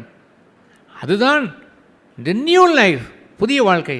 திஸ் இஸ் நியூ ஆயில் தேர், புதிய ஜீவனை பெறுகிற ஒரு நேரம். அந்த அந்தரங்க வாழ்க்கையிலே இங்கே அதை செய்துவிட முடியும். Who knows your hidden life? உங்களுடைய அந்தரங்க வாழ்க்கையை யார் அறிவார்? Nobody can understand that. ஒருவரும் அறிந்து கொள்ள இயலாது. யுவர் தாட் லைஃப், உங்களுடைய சிந்தை வாழ்க்கையில், உங்களுடைய அந்தரங்கத்தில் இருக்கக்கூடிய உங்களுடைய பண வாழ்க்கை, பணத்தை நீங்கள் பரிவர்த்தனம் செய்கின்ற வாழ்க்கை, அந்தரங்கத்தில் உறவினர்களோடு வாழ்கின்ற வாழ்க்கை, அந்தரங்கத்தில் குடும்பத்தில் நீ வாழ்கின்ற வாழ்க்கை, அந்தரங்கத்தில் என்று சொல்வதற்கு ஏராளம். ஒரு நாள் முழுவதும் அந்தரங்கம் தானே. உலகத்தாருக்கு நாம் வாழாவிட்டாலும் அதற்கும் கூட உலகத்தாரை பிரியப்படுத்தி வாழ்கிறவங்களும் இருக்கத்தான் செய்கிறார்கள். கன்னிகளை போல் இருந்து கொண்டே அவர்கள் இருப்பது இல்லை. அதுபோன்று அந்தரங்க வாழ்க்கை 7 நாளும் உங்களுக்கு காத்திருக்கிறதே. சபையில் தவிர நீங்கள் போகும் பொழுது அந்த அந்தரங்க வாழ்க்கையிலே உண்மையாக இருந்திடலாம். இங்கே வரும்பொழுது பரிசுத்தமானே வருவதில் என்ன பிரயோஜனம்? அவன் எழுந்து நின்று அவன் நீதிமானை போல் அவன் பேசினானே ஒருவன், ஆண்டவரே நான் அப்படிப்பட்டவன், நான் இப்படிப்பட்டவன், உம்மை நேசிக்கிறவன், அதோ பார் அந்த பாவியை போல் இல்லை என்றெல்லாம் சொல்லுகின்ற ஒரு வாழ்க்கையை வாழ்ந்து என்ன பிரயோஜனம்? அவன் அல்ல, தேவனுடைய பார்சத்திலே வாழ்ந்தவனை தான் அவர் சொல்லி அவன் அண்ணாந்து பார்த்து தேவனை அவன் கண்டு பாவியாக என் மீது இரக்கமாயிரும் என்று கேட்டானே, அவன்தான் நீதிமானாக்கப்பட்டவன். Not this man. ஆலயத்தில் வந்து தன்னை ஒரு பொருட்டாக எண்ணி மற்றவர்களோடு ஒப்பிட்டு பார்த்து I M A good man, good sister என்று எண்ணிக்கொள்கிறவர்களை ஒரு நாளும் ஏற்றுக்கொள்வதில்லை. அது ஏனென்றால் அவர்களுடைய தோற்றம், அவருடைய வெளி உள்ள வாழ்க்கை, அவர்களை வெளியே உள்ள தீவெட்டி, அந்த வெளி உள்ள தீவெட்டி நன்றாக எரிந்துவிட்டால் போதும் என்று எண்ணிக்கொண்டிருக்கிறார்கள். உள்ளே பார்த்தால் தெர் இஸ் நோ க்ரஷிங் த, நசுக்கப்படுதல் என்பது இல்லை. கொடுத்து பாருங்கள், நசுக்கப்படுதலுடைய ஜீவியத்தை திடீரென்று மொத்தமாய் நான் கற்றுக்கொள்ளவில்லை. நசுக்கப்பட்ட நேரத்தில் துள்ளி வெளியே வந்திருக்கிறேன். பின்பு நான் கற்றுக்கொண்டேன். இன்னும் ஓங்கி அசைக்கும் பொழுது அப்பொழுதும் துள்ளி வருகிறேன். இவ்வளவு நசுக்கப்படுவதா என்று எண்ணினேன். பின்பு நான் அதை கற்றுக்கொண்டேன். கற்றுக்கொண்டு பின்பு முழுமையாய் நசுங்கின பொழுது வடிந்ததே ஒரு எண்ணெய், வடிந்ததே ஒரு அந்தரங்க வாழ்க்கையிலே தேவன் பிரியப்படுகின்ற அந்த தேவ சித்தம் நிறைவேறுகின்ற ஒரு வாழ்க்கை இருக்கிறதே. அதை கண்ட பொழுது அட்டடே, இது அல்லவோ என் பாக்கியம், இதுதான் எனக்கு வேண்டும், முற்றிலும் நசுக்கப்படட்டும். இயேசுவை சிலுவையிலே அறைந்து பொழுது கீழே இறங்கு என்று சொல்கின்றதை போல் வந்துவிடக்கூடாது. கற்றுக்கொள்கிறேன். அவர் கற்றுக்கொண்டு நிலைத்து நின்றார் சிலுவையிலே. நான் அந்த நிலைத்து நின்று நொறுங்கொண்டு அந்த முழு வாழ்க்கையும் நான் வாழ வேண்டும். அவரை போல் நான் இருக்க வேண்டும், இல்லாமல் பாதியிலே இறங்கி வந்து விடக்கூடாது என்று கற்றுக்கொண்டு பிற்காலங்களே அதை கற்றுக்கொள்வதற்கு எவ்வளவு தடுமாறினேன். அதுபோன்ற ஒரு தடுமாற்றமாவது இருந்திருக்க வேண்டுமே. அவன் நடந்தது போல தானும் நடக்க வேண்டும் என்று சொல்வதில் தான் கீழே விழத்தானே செய்கிறோம். நீதிமான் 7 முறை விழுந்தாலும் என்று எழுதித்தானே செய்கிறது. ஆனாலும் எழுந்திருப்பான், உடனே எழுந்திருப்பான். ஹீ ட்ரை டு லேர்ன் தேன். கற்றுக்கொள்வதிலே முன்னேறி கொண்டே போகிறான். எதோடைய அவன் முன்னேறுகிறான்? க்ரஷிங், நசுக்கப்பட வேண்டும். என் சொந்த ஜீவன் கொளுத்து போயிருக்கிறது, சுமையை நான் சுமந்து கொண்டு வருகிறேன், போகட்டும் என்று அறிந்து வேத வாக்கியங்கள் சொல்கிறது எல்லாம் தேவ சித்தம், என் சித்தம் அல்ல, என் சித்தம் அல்ல என்று நசுக்கப்பட்டு சேர்த்து வருகிறானே. அந்த ஆயில், அந்த எண்ணெய் தான் மிக முக்கியம். இயேசு கிறிஸ்துவை குறித்து அவ்வளோ பெரிய நீண்ட ஏசாயா 53ஆம் அதிகாரத்திலே அவர் நிந்திக்கப்பட்டார், அவமானப்படுத்தப்பட்டார், கல்லறு ஒருவராய் எண்ணப்பட்டார், நியாயம் எடுபட்டு போனது என்றெல்லாம் ஏராளமான போட்டுவிட்டு என்ன எழுதிக்கிறது தெரியுமா? தேவன் அவரை நொறுக்குவதற்கு சித்தம் கொண்டார். சூழ்நிலையில் அனைத்தையும் பயன்படுத்தி கொண்டார் தன்னுடைய குமாரன். அத்தனை லிஸ்ட்டையும் பயன்படுத்தி கொண்டார். அத்தனை லிஸ்ட்டும் அவருக்கு நிறைவேறி போனது. இதெல்லாம் புத்தகத்தில் எழுதப்பட்டவைகள். அத்தனை நிறைவேறி முடிவுரை எப்படி வருகிறது? It is God crushed him. தேவன் அவனை நொறுக்குவதற்கு சித்தம் கொண்டார். உங்களுடைய சுயத்தை நீங்களாக நொறுக்கிவிட இயலாது. You have to take your cross. என் சுய சித்தம் என்ற பரிவர்த்தனை நடந்தால் ஒழிய என் சித்தம் இழந்தேன் என்ற இடத்தை ஒருவன் செய்யாவிட்டால், கசங்கி போவதற்கு தன்னை ஒப்பு கொடுக்காவிட்டால், சிலர் அறையப்படுவதற்கு ஒப்பு கொடுக்காவிட்டால், நொறுங்காவிட்டால் தெய்வ சித்தம் நிறைவேறுவதே இல்லை. ஒரு நாளும் நிறைவேறாது. ஆகவே அவரை குறித்த அந்த பகுதி என்ன எழுதியிருக்கிறது? அந்த ஏசாயா 53 தேவன் அவரை நொறுக்குவதற்கு சித்தம் கொண்டார். அவர் கையினால் என்ன நினைத்தாரோ அது வாய்த்தது என்று எழுதியிருக்கிறது. அவர் கையினால் என்ன நினைத்தார் என்று அறிவீர்கள். That's right. ஆயிலை எண்ணெய் அவருடைய ஆனந்த தைலத்தினால் எப்போதும் நிறையும்படி அதை செய்திருந்தார். தெய்வ சித்தம் செய்து எண்ணெயை அவர் சேர்த்து வைத்திருந்தார். அதுபோலவே இன்னொன்றும் செய்தார். என்னவென்றால் நொறுக்கினவரோடு ஐக்கியம் கொள்ளும்படி செய்தார். ஹல்லேலூயா. நொறுக்குகிறவரை கண்டவன் அவர் அன்புள்ளவர் என்று காண்பான். நொறுக்கியதெல்லாம் என் சுயசித்தம் என்பதை காண்பான். நொறுக்கினுடைய விளைவு எல்லாம் நித்திய ஜீவன் என்று அவன் காண்பான். என்ன என்று காண்பான். அதெல்லாம் ஸ்டோரேஜ் அவன் வந்ததை கண்டவன் அதை கொடுத்த ஆண்டவரை தன் பிதாவோடு அவன் சிநேகம் கொள்வான். அத்தனையும் ஏசாயா 53 அந்த முதல் 9 வசனங்களிலும் இயேசுவை குறித்து நிந்திக்கப்பட்டார், அவமானப்படுத்தப்பட்டார் என்றெல்லாம் புறக்கணிக்கப்பட்டார் என்று சொல்லுற அத்தனையும் பூமியிலே நடந்தது. பரத்தில் அல்ல, பூமியில் நடந்தது. அத்தனையும் வாய்ப்புகள், சந்தர்ப்பங்கள். போய் விற்கிற இடத்துல போய் வாங்கிக் கொள்ள என்றால் முடியவில்லையே. இனி எங்கே போய் ஒரு வாழ்க்கையை வாழ முடியும்? ஒரே தரம் பிறப்பதும் ஒரே தரம் மரிப்பதும் மனுஷனுக்கு நியமிக்கப்பட்டிருக்கிறது என்று சொல்லும் பொழுது there could be no chance. ஒரு சந்தர்ப்பமும் கொடுப்பது இல்லை. செத்தவன் எழுந்து போனால் அவர்கள் கேட்பான் என்று சொன்ன பொழுது அல்ல, செத்தவன் எழுந்து போனாலும் அவர்கள் நம்ப மாட்டார்கள். அங்கே தீர்க்கதரிசியில் இருக்கிறார், அவர்கள் சொல்வதை அவன் கேட்க மறுத்து விட்டான் என்றால் செத்தவனே போனால் கூட கேட்க மாட்டான் என்று அவர் சொல்லவில்லையா? இதெல்லாம் ஸ்ட்ரீட் சந்தர்ப்பத்தை இழந்து போனார்கள். அந்த நல்ல சந்தர்ப்பத்தை இழந்திருக்கு துக்கமடைந்தார்களோ? அதுவும் அடைந்திருக்கவில்லை. பலமுறை நான் அடைந்த துக்கங்களில் ஒரு துக்கம் என்னவென்று சொன்னால், ஆண்டவரே சான்ஸை விட்டு விட்டேனே, ஆண்டவரே என்னை மன்னியும், இனி அடுத்த முறையை இப்படி நான் பிஹேவ் பண்ணக்கூடாது. நான் என்னை ஆட்டுக்குட்டியை போல் பலியாய் ஒப்பு கொடுக்கின்ற தேவ ஆட்டுக்குட்டியை போல் நானும் மாற வேண்டும் என்று ஒப்பு கொடுத்து சீக்கிரமாகவே அடுத்த சந்தர்ப்பத்தையும் கொடுத்து விடுவாரே பாருங்கள். ஒரு முறை கூறினேன், ஆண்டவரை சொல்லி முடித்து அடுத்த நாளே இந்த சந்தர்ப்பத்தை கொடுத்ததற்கு நன்றி. நான் ஒரு நாளும் நான் கற்றுக்கொள்ளாதவனாய் போய்விடக்கூடாது. சந்தர்ப்பங்களை நான் பயன்படுத்த நல்ல ஞானத்தையும் புத்தியும் தாரும். ஆகவே விற்கிறவர்கள் என்று சந்தர்ப்பத்தை இழந்துவிட்டு காலங்களை வீணாக்குவது சரிதானா? இப்படி பாத்திரங்களில் எண்ணெய் சேர்த்து வைத்திருந்திருக்க வேண்டாமா? சேர்த்து வைத்து கொண்டு தான் இருக்கிறீர்களா? உங்கள் பாத்திரத்தில் எண்ணெய் இருக்கிறதா? நசுக்கப்பட்ட வாழ்க்கையை வாழுகிறீர்களா? அது நசுக்கப்பட்ட வாழ்க்கையில் தேவனோடு உறவும் என்று உண்டு. ஹல்லேலூயா. அதைத்தான் அவர் கீழே அவர் சொன்னார், உங்களை நான் அறியேன் என்று சொல்லிவிட்டார். இவர்கள் சந்திக்க சென்றது யார் என்று சொன்னால் யாரோ ஒரு மனுஷன் அல்ல, ஒரு பிரபு அல்ல. சந்திக்க சென்றது மணவாளன், தன்னுடைய சொந்த மணவாளன், திருமணத்திற்காக நியமிக்கப்பட்ட ஒரு மணவாளன். இவள் மணவாட்டி. உலகத்தரை எண்ணி பாருங்கள். ஒரு மணவாட்டி என்று இருக்கக்கூடிய ஒருத்தி மணவாளனுடைய வீட்டிற்கு போகும் பொழுது டபான் என்ற கதவை சாத்தி விட்டு நான் மணவாட்டி சொல்லி பாருங்கள், ஐ டோன்ட் நோ யூ, உன்னை நான் அறியேன் என்று சொல்லிவிடுகிறாரே பாருங்கள். எப்படிப்பட்ட அதிர்ச்சியாக இருக்கும் யோசித்து பார்த்தீங்களா? நான் தான் யோசித்து பார்க்கிறேன். நான் மணவாளனை உம்மை நோக்கி வருகின்ற ஆவியும் மணவாட்டியும் மாறுமென்று அழைக்கிறான் என்று சொல்லி இடத்திற்கு வந்திருக்கிறேன். உம்மை நோக்கி நான் வரும்பொழுது செடார் என்று கதவை நீ சாத்தி விட்டால் என்ன கதியாகும் எனக்கு? உமக்காகவே வாழ்கின்ற வாழ்க்கை இந்த பூமியில் வாழ்ந்து வீணாய் போய்விட்டது என்று கதற மாட்டேனா? ஆண்டவர் மணவாளனுடைய அந்த மணவாட்டியினுடைய வாழ்க்கையை எப்படி அவர் உயர்த்தி அவர் பேசினார். உம்முடைய சீசர்கள் உபவாசிப்பதில்லை என்று அவர் சொன்ன பொழுது மணவாளன் கூட இருக்கும் பொழுது ஹல்லேலூயா, யார் கூட இருக்கிறார்?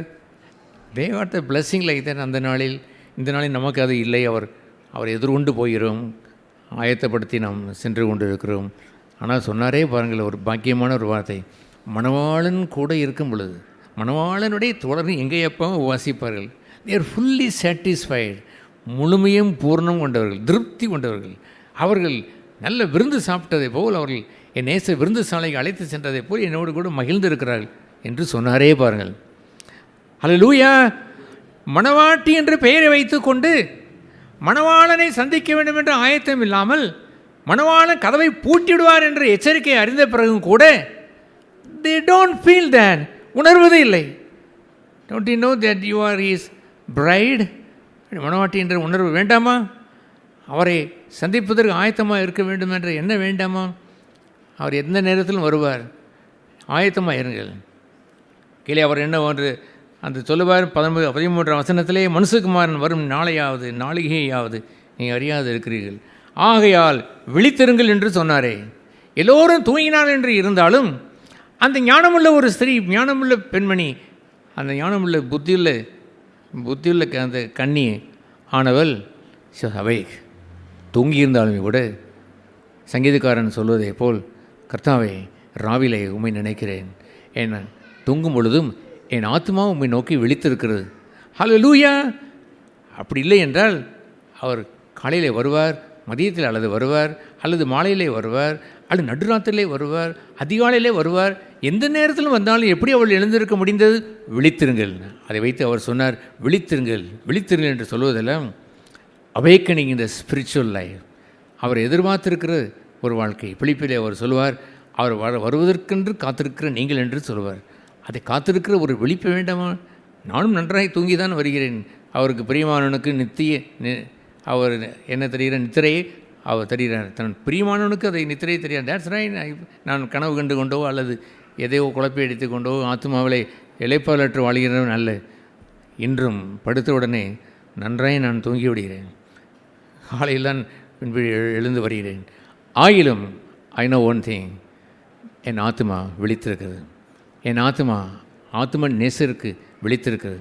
என் நேசர் அவர் நானே உறங்கினாலும் அவர் நான் உறங்குவதில்லை என்று சொன்னாரே, அதுபோலவே அந்த நேசருக்குரிய என்னுடைய ஆத்மாவும் உறங்குவதில்லை.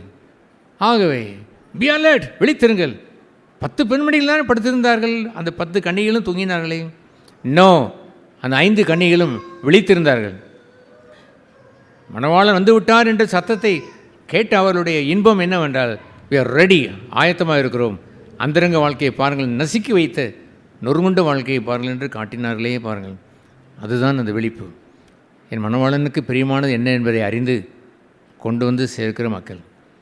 அந்த அந்தரங்க பாட்டிலை, அந்த பாத்திரத்தை எடுத்து கொண்டு போன பொழுது ஜீசஸ் வாஸ் ஹாப்பி, மகிழ்ச்சி அடைகிறார். மணவாளன் மகிழ்ச்சி அடைந்து கமீன், ஆஸ்வதிக்கப்பட்டவர்களை உள்ளே வாருங்கள் என்று அழைத்து வைத்து விட்டார். இவர்களோ கன்னிகைகள் தான், சபையில் தான் இருந்தார்கள், உலகத்தான் அல்ல என்று தான் சொன்னார்கள். ஆனால் அவர்களோ தேவனோடு கொண்டு அந்த உறவை வைத்திருக்கவில்லை. உங்களை அறியேன் என்று அவர் சொல்லி வைத்து விட்டார். எல்லா பகுதியிலேயும் there is a knowing God, தேவனை அறிகின்ற அறிவு என்று ஒன்று உண்டு. பிலிகிராம் எழுதின ஒரு செய்தியை ஒரு சில மாதங்களுக்கு முன்பாக பப்ளிஷ் பண்ணியிருந்தோம். அது என்னவென்று சொன்னால், பி தேங்க்ஃபுல் டு காட், தேவனுக்கு நன்றி சொல்ல பழகுங்கள். சிறு சிறு காரியங்களாக இருந்தாலும் பெரிய காரியங்களாக இருந்தாலும் எல்லாவற்றுக்கும் சேர்த்தே நீங்கள் ஒவ்வொரு சமயம் நன்றி சொல்லுங்கள் என்று அவர் சொல்லும் பொழுது ஒரு உதாரணத்தை சொன்னார். என்று அவர் ஒரு ஊமையை எடுத்து சொன்னார் என்பதை நீங்கள் படித்திருந்திருக்கக்கூடும். அந்த ஊமையில் என்ன சொல்லப்பட்டது என்று தெரியுமா? அவர் சொல்லுவார், எங்கே அந்த குஷ்டரோகிகள்? 10 பேர் அல்லவோ, மற்றவர்கள் எங்கே காணோம் என்று கேட்டபொழுது, ஒருவன் தானே நன்றி சொல்ல வந்திருக்கிறான் என்று அவர் சொல்லும் பொழுது அவன் நன்றி சொன்னவனை பார்த்து ஹி வாஸ் ஹாப்பி, மகிழ்ச்சியாய், ஹி பிளஸ்ட் ஹிம், அவனை ஆசீர்வதித்து, உன் விசுவாசம் உன்னை ரட்சித்தது என்று சொன்னாரே. மற்றவர்கள் சுகமடைந்தார்கள், சரீர சுகமடைந்தார்கள், மீண்டும் மறிக்கத்தான் போகிறார்கள். இவனுக்கோ நித்திய ஜீவனை கொடுத்து நீ ரட்சிக்கப்பட்டாய் என்று சொன்னாரே. அதுபோல் எவ்ரி டைம், ஒவ்வொரு சமயத்திலையும் அவருடைய ஜீவனை பெறுகின்ற நேரங்களில் எல்லாம், கர்த்தாவே உம்முடைய ஜீவனை உம்முடைய கரத்திலிருந்து வாங்குகிறேன் என்று சொல்கிற நேரமெல்லாம், நீர் என்னை நொறுக்கினீர், நான் நொறுங்குண்டு உம்மை நான் சுதந்திரித்தேன் என்று சொல்கின்ற நேரமெல்லாம், நீ நன்றி சொல்கின்ற நேரத்தில் எல்லாம் என்ன நடக்கிறது என்று தெரியுமா? யூ வில் நோ ஹிம், அவரை அறிந்து கொள்வீர்கள். ஹல்லேலூயா. எல்லாம் அறிந்திருந்தவர்கள் இது அவர்களுக்கு தெரிவதில்லை. ஜீவனை பெற்றவன் ஜீவனை தந்தவிடத்திலிருந்து வாங்குகின்றபடினாலே தேங்க்யூ, நன்றி என்று சொல்லும் பொழுது there is a relationship built there, அங்கே ஒரு உறவு உண்டாகிறதே. ஜெப வாழ்க்கை என்று சொல்வது அதுதான். கர்த்தாவே, நேற்று நடந்த சூழ்நிலையிலே நீ எவ்வளவாய் எனக்கு கிரியை செய்து இத்தனை காரியங்களை செய்து முடித்தேரே என்று சொல்லும் பொழுது there is a love towards God, தேவனிடத்தில் ஒரு ஸ்நேகம் பிறக்கிறது. அவர் என் மீது ஒரு ஸ்நேகம் வைத்து கொள்கிறார். பெதுருவே, இவைகளை காட்டிலும் என்னை நீ அதிகம் நேசிக்கிறாய் என்று நேரம் வரும்பொழுது எஸ் ஐ லவ் யூ என்று சொல்லும் பொழுது அவர் கேட்டதெல்லாம் யூ லவ் மீ என்று கேட்டார். நீ என்னை நேசிக்கிறாய் என்று கேட்டாரே பாருங்கள். அதுபோன்ற ஒரு உறவு இருக்கிறது. That is knowing God. எங்கே அவன் பெறுவான்? தன்னுடைய சுயம் நசுங்குகிற நேரத்திலெல்லாம் அது நசுப்பதற்கு இடம் கொடுத்து அவருடைய கரத்தினால் வாய்க்க பண்ணி தேவனோடு கொண்ட உறவிலே அவன் இருந்து ஹி லவ் ஜீசஸ். இயேசுவை நேசிக்கிறான், அவரை முகமுகமாய் தரிசிக்கிறான். அவர் சொன்னார், பிதாவே நான் எங்கே இருக்கிறேனோ அவர்கள் நம்மோடு கூட அங்கே இருக்க வேண்டும் என்று சொன்னதெல்லாம் நொறுங்குண்டு வாழ்கின்ற இடம். அந்த இடத்துல நான் ஒருபோதும் தனியாக இருப்பதே இல்லை. Jesus is there. இயேசு இருக்கிறார். மை லவ் க்ரோஸ், வளருகிறது. அவர் அறிகின்ற அறிவு பெருகி கொண்டே போகிறது. 2 பேதுரு 1 வாசித்து பார்த்தால், இச்சையினால் உண்டாகும் கேட்டிற்கு தப்பி என்று நசுங்கப்படுகிற ஒரு நேரத்தை வைத்து சொல்லிவிட்டு விசுவாசத்தோடைய தைரியத்தோடைய ஞானத்தோடைய பொறுமையோடைய இச்சையடக்கத்தையும் தயவையும் சகோதர அன்பையும் சகோதர சிநேகத்தை கூட்டி வழங்குங்கள் என்று சொல்லும் பொழுது, இப்படி நீங்கள் செய்வீர்கள் என்று சொன்னால் தேவனிடத்தில் திவ்ய சுவாபத்தில் பங்குள்ளவர்களாய் அதை காட்லினஸ் தேவபக்தியை நீ வாங்கி கொண்டிருப்பீர் என்று சொன்னால், அந்த வசனங்களை வாசித்து பாருங்கள். அவர் இருக்கும் என்று சொன்னால் உங்களை தேவனை அறிகிற அறிவிலிருந்து உங்களை வீணரும் கனியற்றவர்களுமாய் விடவே ஒரு நாளும் விடாது. Yes, touch with God. Godliness is not a simple godliness, it is with God. தேவபக்தி என்று சொல்வது தேவனோடு இருப்பதான். தேவபக்தியிலே அவன் பண்பட்டு அவன் வளரும் பொழுதெல்லாம் டச் காட், தேவனை அவன் தொடுகிறான், ஐக்கியம் கொள்கிறான். ஒளியிலே நடவுங்கள் என்று சொல்லும் பொழுது எவ்வளவு வேண்டும் இருளில்லாத வாழ்க்கையை வாழ்ந்து நம்முடைய பாவங்களிலும் அறிக்கை செய்து நாம் ஒளியிலே நடக்கிற வாழ்க்கையை வாழும் பொழுது மெய்யாகவே எங்கள் ஐக்கியம் பிதாவோடும் குமாரனாக இயேசு கிறிஸ்துவோடும் இருக்கிறதே. பரிசுத்த ஜீவியத்தில் வளருவதிலேயும் ஒரு ஐக்கியம் வேண்டும் ஐயா. நன்றி சொல்வதிலே ஒரு ஐக்கியம் உண்டாகிறது. தேவபக்தியில் வளருவதிலே ஒரு ஐக்கியம் உண்டாகிறது. வேண்டாமா? தேவபக்தி போதும் என்று எவன் வாழ முடியும்? ஒரு வேதபாரனாய் வாழ்ந்துவிட்டு எல்லாம் எனக்கு தெரியும், பிரசங்கம் பண்ணுவேன், ஆனால் ஒன்றையும் அவன் செய்வதில்லை என்ற இடத்திற்கு போய்விடலாமா? போய்விடக்கூடுமா? ஏஸ், போய்விடக்கூடும். அதுபோன்ற நிலைகளை நான் பார்த்து நான் அஞ்சு நடுங்கி போய், ஆண்டவரே இது போன்ற நிலை எனக்கு ஒரு காலம் வந்துவிடக்கூடாது, ஹெல்ப் மீ, நானும் மனுஷன்தான், எனக்கு உதவி செய்யும். நான் தேவபக்தி என்று சொல்லிவிட்டு தேவனை அடையாத மனுஷனாய் போய்விடக்கூடாது. அவன் இந்த இந்த வெர்ஜின் கன்னி என்று சொல்லி வைத்துவிட்டு மணவாளனை பார்க்க போயின் என்று சொல்லி வைத்துவிட்டு மணவாளன் கதவை பூட்டிவிடுகின்ற செயல் நடந்துவிடக்கூடாது. அதுபோன்று என்னை நசுக்கப்படுவது, சிலுவை சுகம் போதும், சிலுவை சுமந்து விட்டு சும்மா போக சொல்லவில்லை, என்னை பின்பற்றி வா என்று சொன்னார். என்ன பாக்கியம்! மணவாளனை பின்பற்றி வருகின்ற பாக்கியத்தையும் பின்னாலேயே வைத்து விட்டாரே. அவர் அறிகின்ற அறிவு இருக்கிறதே, அதற்கு ஒப்பாய் இந்த உலகத்தில் வேறு எந்த செல்வமும் இல்லவே இல்லை. அவர் போதும். எத்தனை பாட்டுகள் நீ படிக்கிறீர்கள், நீர் மட்டும் போதும், நீர் என் ஆனந்தம், நீர் என்னுடைய மகிழ்ச்சி, எல்லாம் சும்மா பாட்டிற்கு பாடுவதா? உணர்ந்து பாடுவது என்பது வேறு. நான் கண்ணீரோடு பாடுகிறேன், ஹல்லேலூயா, என் உள்ளத்தில் நன்றி பொங்கி நான் பாடுகிறேன். வெறும் வார்த்தைகளை வர்ணனை செய்து தொடுத்து வைப்பது அல்ல, வெறும் முத்துக்களை ஒரு ஒரு நூலில் வைத்து கோர்த்து வைத்து விட்டு போவது அல்ல. இட் பிலாங்ஸ் டு மீ, எனக்கு சொந்தம் என்று வாழ்கின்ற அந்த உறவு இருக்கிறது, தெய்வ உறவை காட்லினஸ் என்று எண்ணி மட்டும் வாழ்ந்து விடுவது போதாது. With godliness I know God. கொடுக்கப்பட்டது என்றதை அறிந்து வாழ்வதல்ல, கொடுத்தவரையே அறிந்து வாழ்வது. கொடுத்தவரை நான் பெற்றிருக்கிறேன் என்று பாருங்களேன். ஹல்லேலூயா!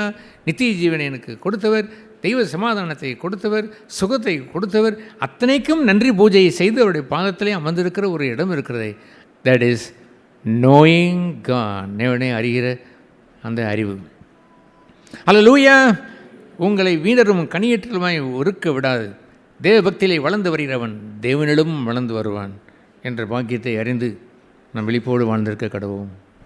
தேவன் பேசின அவருடைய வார்த்தைகளுக்காக நான் தேவனுக்கு நன்றி செலுத்துகிறேன். தேவன் அவருடைய சபையிலே வைத்து ஒரு சீர்பட்ட ஒரு வாழ்க்கை வாழும்படியாக நம்மை அழைக்கிற ஒரு பாக்கியத்திற்காக நான் தேவனுக்கு நன்றி செலுத்துகிறேன்.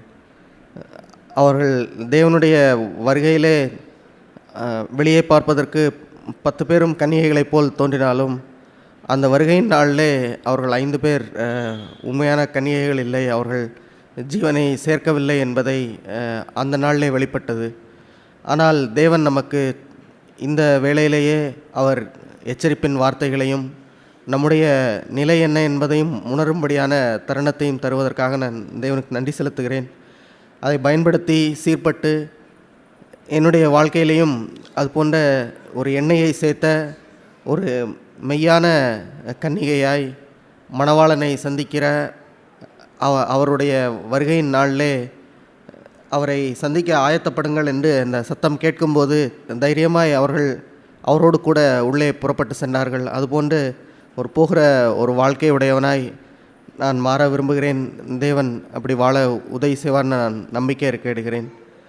என்னுடைய சொந்த ஜீவனை நான் அந்த விதை நசுக்கப்படுவதற்கான சூழ்நிலைகள் வரும்போது அதை நசுக்கப்படுவதற்கு இடம் கொடுக்காமல் இருக்கும்போது அந்த வேளையிலே அந்த சுயத்திலே ஒரு சின்ன சந்தோஷம் போல் தோன்றினாலும் அதற்கு பின்பாக இருப்பதெல்லாம் பாரமும் எல்லாம் கவலையும் நிறைந்த ஒரு பகுதி தான் அதிலே குடிகொண்டிருக்கிறது.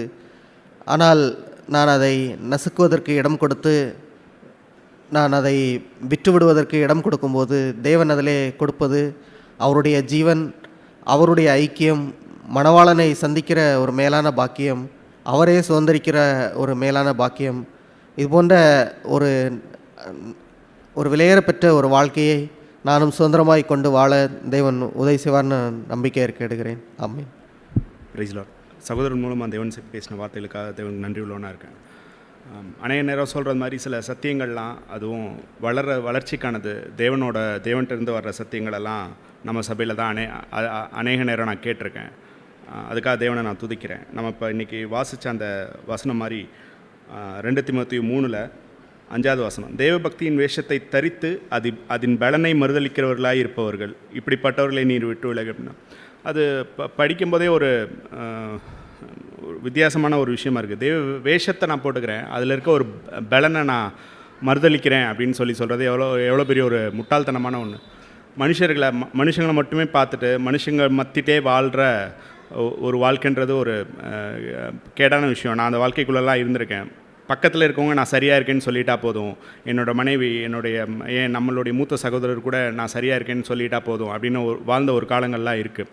அந்த மாதிரி தான் அந்த 10 கன்னிகைகளில் கூட ஏன் கரெக்டாக அந்த ஒரு செட்டாக எப்படி பிரிஞ்சாங்க, ஒரு 5 பேர் எப்படி அந்த எண்ணெயை பற்றின ஒரு அறிவே இல்லாமல் எண்ணெயை வாங்கணும், சேகரிக்க வைக்கணுன்ற ஒரு எண்ணமே இல்லாமல் எப்படி ஒரு செட்டாக இருக்க முடிஞ்சுன்னா, பக்கத்தில் இருக்கவங்களை பார்க்கும்போது அவங்ககிட்டையும் எண்ணெய் இல்லை, எண்ணெய்ட்டே இல்லை, அவங்க எப்படி இருக்காங்களோ அதே மாதிரி நானும் இருக்கேன், சரியாக போச்சு அப்படின்னு சொல்லி இந்த பக்கத்தில் இருக்கவங்களோட கம்பேர் பண்ணிகிட்டே இருந்த ஒரு விஷயமும், இன்னொரு 5 பேர் எண்ணெயோடு இருந்ததுக்கு காரணமும் பக்கத்தில் இருக்கவங்க எண்ணெய் வச்சுருக்காங்க நானும் வைக்கணும் அப்படின்னு அந்த பக்தியை பார்த்து பின்னாடி போனது தான் விஷயம். நான் யாரை பார்க்குறேன் அப்படின்றது அவங்களுடைய கனிகளினாலே அவர்களை அறிவீர்கள்னு சொன்னது மாதிரி தேவனோட பக்தியில் வாழ்கிறவங்க எப்படி வாழ்கிறாங்க அதுபடி நான் பின்னாடி போகணுன்னு நான் நினைக்கிறேன்னா, இல்லை மற்றவங்கள திருப்திப்படுத்துகிற ஒரு வாழ்க்கையில் மனுஷங்களை திருப்திப்படுத்துகிற ஒரு வாழ்க்கையிலே நான் வாழ்ந்துட்டு போகணுன்னு நான் நினைக்கிறேன்னா அப்படின்றது தான் விஷயம். அநேக நேரங்களில் என்னுடைய சுய புத்தி வந்துட்டு என்னை சால்வ் பண்ணுற மாதிரியே தான் போயிடும். இந்த ஜெபமே அநேக நேரங்களில் ஜெபமே வந்துட்டு தேவன்கிட்ட போய் என்னோடய பட்டியலில் படிக்கிற மாதிரியான ஒரு இடத்துல இருந்துறதை நம்ம பார்த்துட முடியும். ஆனால் வேதம் கற்பிக்கிற ஜெபம் வந்துட்டு அப்படி கிடையாது. தேவனோட ஐக்கியப்படுற ஒரு ஜெபம், தேவனோட ஐக்கியப்பட்டு நான் போய் உட்காந்து என்னோடய லிஸ்ட்டை எனக்கு இன்றைக்கி இதெல்லாம் வேணும், எனக்கு நாளைக்கு இதெல்லாம் வேணும் அப்படின்னு லிஸ்ட்டாக இல்லாமல் வெறும் நான் மட்டும் பேசிட்டு வரதா இல்லாமல் தேவன் என்கிட்ட பேசணும். நான் எந்த இடத்துல நான் குறைவுபடுறேன், எந்த இடத்துல நான் இன்னும் என்னோடய எண்ணெயை சம்பாதிக்கணும் அப்படின்றதெல்லாம் தேவன் என்கிட்ட சொல்கிற ஒரு விஷயமா இருக்கும். ஒரு வசனம் நான் வாசிக்கணும்னு நினைக்கிறேன். ரோமரில் நம்ம அடிக்கடி வாசித்த வசனம் தான். ரோமர் 12:2 வசனம், நீங்கள் இந்த பிரபஞ்சத்திற்கு ஒத்த வேஷம் தெரியாமல் தேவனுடைய நன்மையும் பிரியமும் பரிபூர்ணமான சித்தம் இன்னதென்று பகுத்தறியத்தக்கதாக உங்கள் மனம் புதிதாகிறதுனாலே மறுரூபமாகுங்கள். இது நம்ம அடிக்கடி வாட்சதான்.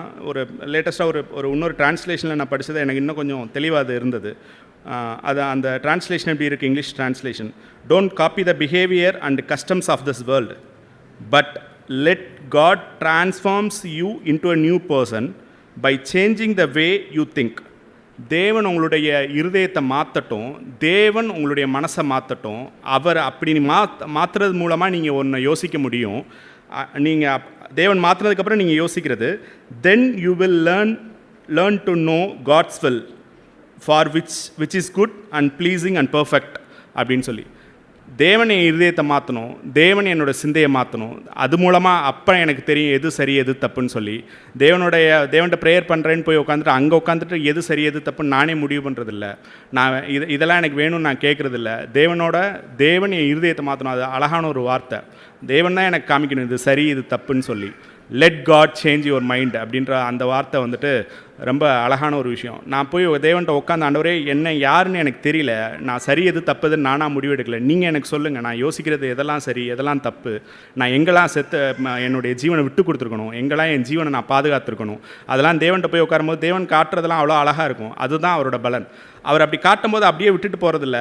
ஆமாம், இந்த இடத்துல நான் மறிச்சிருக்கணும், இங்கே நான் கோவப்பட்டிருக்கக்கூடாது, இந்த இடத்துல நான் ஏற்று பேசியிருக்கக்கூடாது, இங்கே என்னை நியாயப்படுத்திருக்கக்கூடாதுன்றதெல்லாம் இடம்லாம் வரும்போது அதை நான் இந்த கெட்டதை நான் அவங்ககிட்ட கொடுக்குறேன். நான் கொடுக்கும்போது அவருடைய நன்மையை எனக்கு தர்றாரு. அதுதான் அந்த நசுக்கப்படுற இடம். அதில் வளரும்போது அநேக நேரங்களில் தேவனே வந்து இந்த இடத்துல அமைதியாயிருன்னு சில சூழ்நிலையில் தேவனுடைய சத்தத்தை கேட்குறதுக்கும் வழிவகையை செய்யும். அப்படி நம்ம மறித்து அந்த எண்ணெயை சேர்த்து வைக்கும்போது அந்த எண்ணெய் அது வரைக்கும் விற்கிறதுக்கு ஒரு ஆள் இருக்காங்கன்றதே அந்த புத்தி இல்லாத கன்னிகைகளுக்கு தெரியல. அது அந்த மாதிரி ஒரு அவலமான ஒரு இடத்துக்கு நம்மளாம் போயிடக்கூடாது சூழ்நிலைகள். ஏன்னா நம்மளுக்கு கற்பிக்கிறதுக்கு அழகான ஒரு சபை இருக்குது. இந்த வெறும் இந்த ஒரு இப்போ நம்ம படித்த வசனங்களை வச்சு அந்த புத்தி இல்லாத கன்னிகை அந்த உண்மையவே வந்துட்டு எத்தனை தடவை நம்ம தியானிச்சிருக்கோம், எத்தனை தடவை நம்ம சபை நம்மளுக்கு சொல்லிக் கொடுத்துருக்கு. இதெல்லாம் சொல்லிக் கொடுக்குற ஒரு சபை கிடைக்கிறதே அற்புதம், அதிசயமான ஒரு இந்த மாதிரி காலகட்டங்களில் இதை நான் எடுத்து என்னுடைய வாழ்க்கைக்கு அப்பியாசப்படுத்துகிறேன்னா, தேவன்கிட்ட போய் உட்காடுறேன்னா, தேவனோட ஐக்கியப்படுறேன்னா, அந்த ஐக்கியத்தில் மூலமாக தேவன் சொல்கிறத கேட்டு அதில் நான் பிரித்து பார்த்து, ஆண்டவரே என்கிட்ட இருக்க இந்த கெட்ட விஷயங்களெல்லாம் எடுத்துருங்க, நீங்கள் நல்ல விஷயத்தை கொடுங்க, அனுதினமும் சிலுவை எடுத்து என் பின்னாடி வான்னு சொல்லி கர்த்தர் சொல்கிறது வந்துட்டு எப்பயுமே நான் சாகிறதுக்கு ரெடி அப்படின்ற மாதிரி தான் அவர் பின்னாடி போகிறேன். போயிட்டே இருக்கேன். அந்த இடத்துல ஒரு இடத்துல நின்று இந்த இடத்துல நீ மறி அப்படின்னு அவர் சொல்கிறேன்னா அந்த இடத்துல நான் மறிச்சிடுறேன். அப்படி நான் முன்னேறி போய்கிட்டே இருக்கும்போது தான் அந்த தேவனுடைய ஜீவன் எனக்குள்ளே பெருகுது.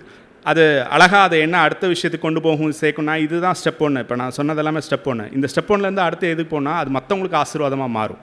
என்ன குடியிருப்பின் எல்கையில் கர்த்தர் என்ன வச்சுருக்காருன்னா, இந்த சகோதரர் எடுத்து சொன்ன மாதிரி ஒரு குடியிருப்பின் எல்கையில் என்ன வச்சுருக்காருன்னா, அந்த குடியிருப்பின் எல்கையில் மற்ற எல்லாருக்கும் அது ஆசீர்வாதமாக மாறும். இயேசு கிறிஸ்து மூலமாக நம்மளுக்கு வந்து அநேக ஆசீர்வாதங்களில் ஒரு ஆசீர்வாதம் என்னென்னா ஆபிரகாமோட ஆசீர்வாதம். ஆபிரகாமுக்கு கொடுத்த ஆசீர்வாதம் என்ன அப்படின்னா, உன்னை ஆசீர்வதிக்கவே ஆசீர்வதிப்பேன்றது தான். எது பெரிய ஆசீர்வாதம்? தேவனை என்னை தெரிந்து கொள்வது தான், தேவனை நான் பின்பற்றது தான், இயேசு கிறிஸ்து மாதிரி மாறுறது தான். அப்படிப்பட்ட ஒரு ஆசீர்வாதத்தை மற்றவங்களுக்கு நான் கொண்டு போய் சேர்க்க முடியும். அது வீடாக இருக்கலாம், என்னோடய வீட்டுக்குள்ளே இருக்க என்னுடைய பிள்ளைகள், என்னுடைய மனைவியாக இருக்கலாம், என் வீட்டுக்கு எய்த்தாப்பில் இருக்கவங்களா இருக்கலாம், என்னோடய வேலை ஸ்தலங்களில் இருக்கவங்களா இருக்கலாம். அவங்கெல்லாம் ஒரு சூழ்நிலை வந்து நம்ம ஆடிடுறோம், இவங்க அப்படியே எப்படி அசையாமல் இருக்காங்க, எப்பயுமே சந்தோஷமாக இவங்களால் எப்படி இருக்க முடியுதுன்றதெல்லாம் நான் மேனிஃபெஸ்ட் பண்ணி காட்டுறேன்னா, அதை அவங்க பார்த்துட்டு இவங்களுக்குள்ளே இருக்க ரகசியம் என்ன அப்படின்னு தேடி வரும்போது அவங்ககிட்ட கிறிஸ்துவின் ஜீவனை என்னால் பகிர்ந்து கொள்ள முடியும். அந்த இடத்துல தான் கர்த்தர் அதுக்காக தான் எல்லா சூழ்நிலையிலும் எனக்கு கொடுக்குறாரு. அதுக்காக தான் எல்லார் மத்திலையும் என்னை கொண்டு போய் வச்சுருக்காரு. அதை நான் புரிஞ்சுக்கணும். அதை புரிஞ்சுக்கிட்டேன்னா தான் மோசே ஒரு இடத்துல சொல்லுவார், இஸ்ரவேல் ஜனங்களை விடுவிக்கிறதுல பார்வோன்னா நிறைய கட்டுப்பாடுகளை வைப்பார். முதல் தடவை வெறும் நீங்கள் சகோதரர்கள் மட்டும் போங்க, வீட்டில் இருக்க பெரியாள் மட்டும் போங்க, மனைவிகள்லாம் இங்கே இருக்கட்டும்னு சொல்லுவார். அப்புறம் மனைவிகளும் நீங்களும் போங்க, பிள்ளைகள்லாம் இங்கே இருக்கட்டும்னு. அப்புறம் நீங்கள் எல்லோரும் போங்க, உங்களோட ஆடு மாடுகள்லாம் இங்கே இருக்கட்டும்னு சொல்லுவார். அப்போ மோசே சொல்கிற வார்த்தை தான் அது. ஒரு குழம்பும், அதாவது வெறும் ஒரு கிண்ணம் கூட நாங்கள் இங்கே வச்சுட்டு போக மாட்டோம், அது எல்லாம் எங்களுடையது, எல்லாத்தையும் நாங்கள் எடுத்துகிட்டு போகன்ற மாதிரி என்னுடைய ஒரு குழம்பை கூட நான் விட்டு போகணுன்ற விரும்பலை. நான் இங்கே சாத்தானுடைய ராஜ்யத்துக்கு நான் விடணுன்ற இடத்துல நான் இல்லை. அது என்னுடைய சொந்த அக்காவாக இருந்தாலும், என்னுடைய மனைவியாக இருந்தாலும், என் மனைவியோட வீட்டாளுகளாக இருந்தாலும், என்னோட குடியிருப்பின் எல்கையில் இருக்க பக்கத்து வீட்டுக்காரங்களாக இருந்தாலும், யாரையும் சாத்தானுடைய ராஜ்யத்துக்கு நான் விட விரும்பலை. எல்லாத்தையும் கர்த்தருக்கென்று சுதந்திரிக்கிற ஒரு வைராக்கியம் எனக்குள்ளே இருக்கணும்னு நான் விரும்புகிறேன். அதுபடி ஒவ்வொரு நாளும் மறித்து அந்த எண்ணெயின் மூலமாக மற்றவங்களுக்கு ஆசீர்வாதத்தை கொண்டு போகணுன்னு நான் விரும்புகிறேன். கர்த்தர் எனக்கு உதவி செய்வார், நம்பிக்கை இருக்கிறேன். Praise the Lord. தேவன் சபையில் பேசின ஜீவனுள்ள வார்த்தைகளுக்கு நன்றி செலுத்துகிறேன். புத்தியுள்ள ஸ்திரீ இருந்தாங்க, புத்தி இல்லாமல் 5 ஸ்திரீ இருந்தாங்க. காரியம் என்னென்னு சொன்னாக்கா, தேவனுடைய வருகைக்கு வந்து நான் என்ன செய்யணும், நான் விழிப்பாக இருக்கணும், அதான் காரியம். சபையில் வந்து நான் கேட்ட வார்த்தையின்படி வந்து நான் தேவனுடைய காரியத்தில் வந்து நான் வந்து விழித்திருந்து என்ன செய்யணும், நான் அதிகமாக நான் கவனமாக நான் வாழணும், அதான் ஆண்டவர் வந்து விரும்புகிறாரு. யோசேப்பு வந்து அந்த சூழ்நிலைக்குள்ளே வந்து அவர் என்ன செஞ்சார், தள்ளப்பட எல்லா சூழ்நிலையும் வந்து யோசேப்பு வந்து அவர் தேவனே சார்ந்திருந்தார். தேவனோட திட்டம் வந்து நிறைவேறும்போது அந்த காலம் வந்து வந்துச்சு. அப்போ பார்வோனுக்கு முன்னே அவர் கொண்டு போகப்பட்டார். அப்போ என்ன சொன்னார்னாக்கா, இனி நான் அல்ல, கர்த்தனுக்குள்ளே ஜீவிக்கிறார் அப்படின்னு சொல்லி அவர் சொல்கிறாரு. அப்போ இது வந்து கலாத்தியரில் வந்து அது அப்படியே ரெண்டில் வருது. இனி ஜீவிப்பது நான் அல்ல, கிறிஸ்து எனக்குள் ஜீவிக்கிறார். அப்போ சுயத்துக்கு வாழ்கிற வாழ்க்கை வந்து எனக்கு போதிக்கப்படும் போது என் தனிப்பட்ட ஜீவிதத்தில் வந்து நான் என்ன செய்யணும்? நான் அங்கே சாகணும், நான் மறிக்கணும். என் கோபத்துக்கு, என் இச்சைக்கு, என் விருப்பத்துக்கு, என் ஆசைக்கு, என்னுடைய போராமைக்கு, எனக்குள்ள வரக்கூடிய பகைக்கு நான் செத்து மடியணும். அதான் ஆண்டவர் விரும்புகிறாரு. கிறிஸ்து இந்த பூமியில் அவர் தனக்காக வந்து அவர் வாழலை, அவர் பிறருக்காக தான் வாழ்ந்தார். அப்போ எல்லா சூழ்நிலை வந்து நான் செத்து மடியாமல் வந்து நீ சாகு அப்படின்னு போய் சொல்லக்கூடாது. அப்போ பவுல் வந்து ரோமருக்கு வந்து அவர் என்ன சொல்கிறாருனாக்கா, 6ஆம் அதிகாரத்தில் வந்து பவுல் சொல்கிறாரு, பாவத்துக்கு நீங்கள் ஊழியம் செஞ்சீங்கன்னாக்கா நீங்கள் பாவத்துக்கு தான் நீங்கள் அடிமையாக இருப்பீங்க, நீங்கள் நீதிக்கு ஊழியம் செஞ்சீங்கன்னாக்கா நீங்கள் நீதிக்கு நீங்கள் அடிமையாக இருப்பீங்க அப்படின்னு சொல்கிறார். ரோமர் 6:16 எதற்கு கீழ்ப்படியும்படி உங்களை அடிமைகளாக ஒப்பு கொடுத்திருக்கிறீர்களோ அதற்கே கீழ்ப்படியும்படியாக அடிமையாக இருக்கிறேன்னு அறிகிறீர்களா? அப்போது உன்னுடைய வாழ்க்கை வந்து கிறிஸ்து இயேசுவுக்காக அடிப்படையில் நீ ஒப்பு கொடுத்து அதில் பவுண்டேஷன் போட்டு இருக்கியா? அப்போ அதை தான் உன்னுடைய எண்ணம், அதுதான் உன்னுடைய திங்கிங், அதுதான் உன்னுடைய முழு லக்கு. அப்போ நீ பாவத்துக்காக நீ வாழணும்னு சொல்லி நீ தீர்மானம் பண்ணால் உன் லக்கு பாவத்துக்காக தான். வாட்ச்மேன் அவர் சொல்லுவார், நீங்கள் போல்டு என்ன செஞ்சுருக்கீங்க? பூமியில் போட்டு நீங்கள் வச்சுருக்கீங்க. அப்படின்னும் போது உங்களுடைய மனம் எங்கே இருக்குது? அங்கே தான் நீங்கள் வச்சுருக்கீங்க. அப்போ என்னுடைய ஜீவன், என்னுடைய எல்லா விதமான காரியமும் கிறிஸ்து இயேசுக்காக தான் வைக்கப்பட்டிருக்கு. அப்போ நீங்கள் அதற்கே கீழ்ப்படியும்படி அடிமைகளாக ஒப்பு கொடுக்கப்பட்டிருக்கிறீர்கள். அப்போ தேவனுக்காக நான் பரிசுத்தமான வாழ்க்கை வாழும்போது கீழே அவர் சொல்கிறாரு, இப்போது உங்களுக்கு வெட்கமாக தோன்றுகிற காரியங்களிலே அக்காலத்தில் உங்களுக்கு என்ன பலன் கிடைத்தது? அவர்களின் முடிவோ மரணம். அது தேவனுக்காக வாழ்கிற வாழ்க்கையில் வந்து முடிவோ நித்திய ஜீவன். அப்போ நான் தேவனுக்காக வாழ்கிற வாழ்க்கை ஒன்று தான் நித்தியமானது. நான் வந்து சபையில் பேசுகிற எல்லா வசனங்களுக்கும் நான் கீழ்ப்படிந்து நான் வாழும்போது, நான் கை கொள்ளும்போது நிச்சயமான ஒரு இடத்துக்கு நான் வந்துடுவேன். அதான் யோசேப்பு சொல்கிறாரு, அந்த ஆதியாகமம் புஸ்தகத்தில் வந்து 45 சொல்கிறாரு, இதோ உங்களோட பேசுகிற வாய் என் வாய் தான் என்பதே உங்கள் கண்களும் என் தம்பியாக பென்யமீன் காண்கிறானே. அப்போ யோசேப்பு வந்து அந்த இடத்துக்கு வரும்போது நான் இந்த வாழ்க்கை வாழ்கிறேன் அப்படின்னு சொல்லி சொல்கிறார். நான் இந்த வாழ்க்கை வந்து நான் நடிக்கலைண்ணா, இந்த ஜீவியத்தை நான் வாழ்ந்து என்ன செய்கிறேன், இன்றைக்கி நான் சாட்சியாக இருக்கேன் அப்படின்னு சொல்கிறாரு. அப்படி தான் சபையில் வந்து நாம் கேட்குற ஒவ்வொரு சத்தியங்களும் நான் பிறருக்காக என்ன செய்ய, நான் வாழணும் ஆண்டவரே, என்னுடைய பலத்தினால் அல்ல, கிறிஸ்து எங்களுக்குள்ள பிரகாசிக்கிறார், அவருடைய பலவீனம் எங்களை பலவீனாக மாற்றுகிறது. நீங்கள் பரீட்சைக்கு நீங்கள் நிற்கிறீங்களா அப்படின்னு கேட்குறாரு. ஆமாம், பரீட்சைக்கு நிற்கணும். இந்த வாழ்க்கை வாழ்கிறதுக்கு, இந்த சூழ்நிலை போகிறதுக்கு, நான் மற்றவங்கள நியாயந்திருக்க நான் சரியாக இருக்கேன் ஆண்டவரே, இந்த சூழ்நிலை நான் கண்ணீர் வடிக்கணும் ஆண்டவரே, இந்த சூழ்நிலை நான் மனம் திரும்பணும் ஆண்டவரே, இந்த சூழ்நிலை நான் காயப்படுத்தக்கூடாது ஆண்டவரே, இந்த சூழ்நிலை நான் என்ன செய்யணும், நானாக என்ன செய்யணும், சரி செஞ்சு வாழும்போது நிச்சயமாக மனவரோட வருகையில் நான் எடுத்துக்கொள்ள முடியும். ஆனால் அதை விட்டுட்டு நான் வந்து எதையுமே நான் வந்து என்னை சரி செய்யாமல் இருந்தேன்னு சொன்னால் நான் எப்படி மனவரோட வருகையில் போக முடியும்? அப்போ எனக்கு என்ன தேவை? ஆயத்தம் தேவை, விழிப்புள்ள ஜீவியம் தேவை. 5 தாளந்தில் அவங்க என்ன செஞ்சாங்க, கிடைச்சதை வந்து வியாபாரம் பண்ணுறாங்க. எனக்கு எனக்கு கொடுத்துருக்க நான் வந்து கரெக்டாக நான் மெயின்டைன் பண்ணி வரேன்னா, நான் சரியாக இருக்கிறேன்னா, ஆண்டவரே வாழ்நாள் முழுவதும் உங்களுடைய கிருபையை தாங்க. அப்போ அந்த ரோமரில் இன்னொருத்தர் ஒன்று சொல்கிறாரு, அதை வந்து நான் அறிக்கை செய்யணும் அப்படின்னு சொல்லி இப்போ பவுல் சொல்கிறாரு. அந்த ரோமரில் வந்து 6ஆவது அதிகாரத்தில் வந்து பாவ சரீரம் ஒளிந்து போகும் பொருட்டு அப்படின்னு சொல்லி சொல்கிறாரு. பாவ சரீரம் வந்து ஒளிந்து போகும் பொருட்டு நாம் இனி பாவத்துக்கு ஊழியம் செய்யாதபடி பாவ சரீரம் ஒளிந்து போகும் பொருட்டு நம்முடைய பழைய மனுஷன் அவரோட சிலுவையில் அறைய பெற்று என்று அறிந்திருக்கிறோம். என் பாவ சரீரம் ஒளிந்து போச்சு, நான் பரிசுத்தவானா வாழ்கிறேன், நான் உண்மையிலவனாக இருக்கிறேன், நான் நீதிமானாக இருக்கிறேன், இப்படி வந்து அறிக்கை செய்யணும். அந்த அறிக்கையில் வந்து அங்கே வெற்றி வருகிறது. இயேசு எனக்குள் பிரதிபலித்து அவருடைய ஜீவியத்தை கொடுக்குறாரு. பாவ சரீரம் ஒளிந்து போகும் பொருட்டு பழைய மனுஷன் சிலுவையிலே அறையப்பட்டு விட்டது, கொண்டு விட்டாச்சு. ஒவ்வொரு நாளும் தினசரி ஒவ்வொரு சூழ்நிலை பழைய மனுஷனை நேசனே சிலுவைக்கு அதை ஒப்பு கொடுக்குறேன். நான் அல்ல, கிறிஸ்து எனக்குள் பிரகாசிக்கிறார். ஆமீன். கர்த்தருக்கு ஸ்தோத்திரம். அவருடைய நாமம் மகிமைப்படுவதாக. உங்களுக்கு முன்பாகவும் தேவனுக்கு முன்பாகவும் என்னை பேச செய்த கிருபைக்காக நான் தேவனுக்கு நன்றி செலுத்துகிறேன். ஆண்டவர் நான் பேசுகிறதுக்கு வர்றதுக்கு முன்னாடி ஆண்டவர் ஒரு வார்த்தை சொன்னார், கேட்குறதுக்கு தீவிரமாகவும் பேசுகிறதுக்கு தாமதமாக இரு. ஸோ அப்போ ஆண்டவர் வந்து அந்த தாமதம் என்னன்னா, நம்ம எதாச்சும் ஒரு உணர்ச்சிப்பட்டு இல்லை ஏதாவது அப்படி நம்ம பேசிடக்கூடாது. ஏன்னா தேவன் நம்மளுடைய ஒவ்வொரு வார்த்தையும் கவனித்து கேட்குறார். ஸோ அப்படி தேவன் எனக்கு உதவி செய்வார்னு நான் விசுவாசிக்கிறேன். எபிரேயர் 11 அதிகாரம் ஒரே ஒரு வசனத்தை மட்டும்தான், 6வது வசனம். எபிரேயர் 11:6. விசுவாசம் இல்லாமல் தேவனுக்கு பிரியமாக இருப்பது கூடாத காரியம். ஏனென்றால் தேவனிடத்தில் சேருகிறவன் அவர் உண்டு என்று அவர் நம்மை தேடுகிறவர்களுக்கு பலன் அளிக்கிறார் என்றும் விசுவாசிக்க வேண்டும். ஸோ முதல்ல நம்ம அந்த விசுவாசம்தான் தேவை. எல்லா சூழ்நிலைகளும் சரி, நம்ம குடும்ப சூழ்நிலையாக இருந்தாலும் சரி, நம்மளுடைய தொழில் சூழ்நிலையாக இருந்தாலும் சரி, நம்மளுடைய சரீர சூழ்நிலையாக இருந்தாலும் சரி, இல்லை வெளியில் பிரச்சனையாக இருந்தாலும் சரி, அந்த விசுவாசம் எனக்கு தேவன் செய்வார், இந்த சூழ்நிலையில் நான் கடந்து போவேன். ஸோ இந்த விசுவாசம் தான் ரொம்ப முக்கியமானது. ஆண்டவர் எனக்கு இந்த வார்த்தையை ரொம்ப நாள் எனக்கு வெளிப்படுத்துவார். அதை நான் தியானிப்பேன். அந்த ஆண்டவர் மேலே, அந்த இயேசு ஆண்டவர் மேலே நான் ரொம்ப கவனமாக இருப்பேன், அவர் மேலே இருக்கக்கூடிய அந்த விசுவாசம். ஸோ நான் அவர் மேலே அந்த நம்பிக்கை, அந்த விசுவாசம், அந்த நம்பிக்கை, அதுலேருந்து ஒன்று கூட நான் பிரிவதில்லை.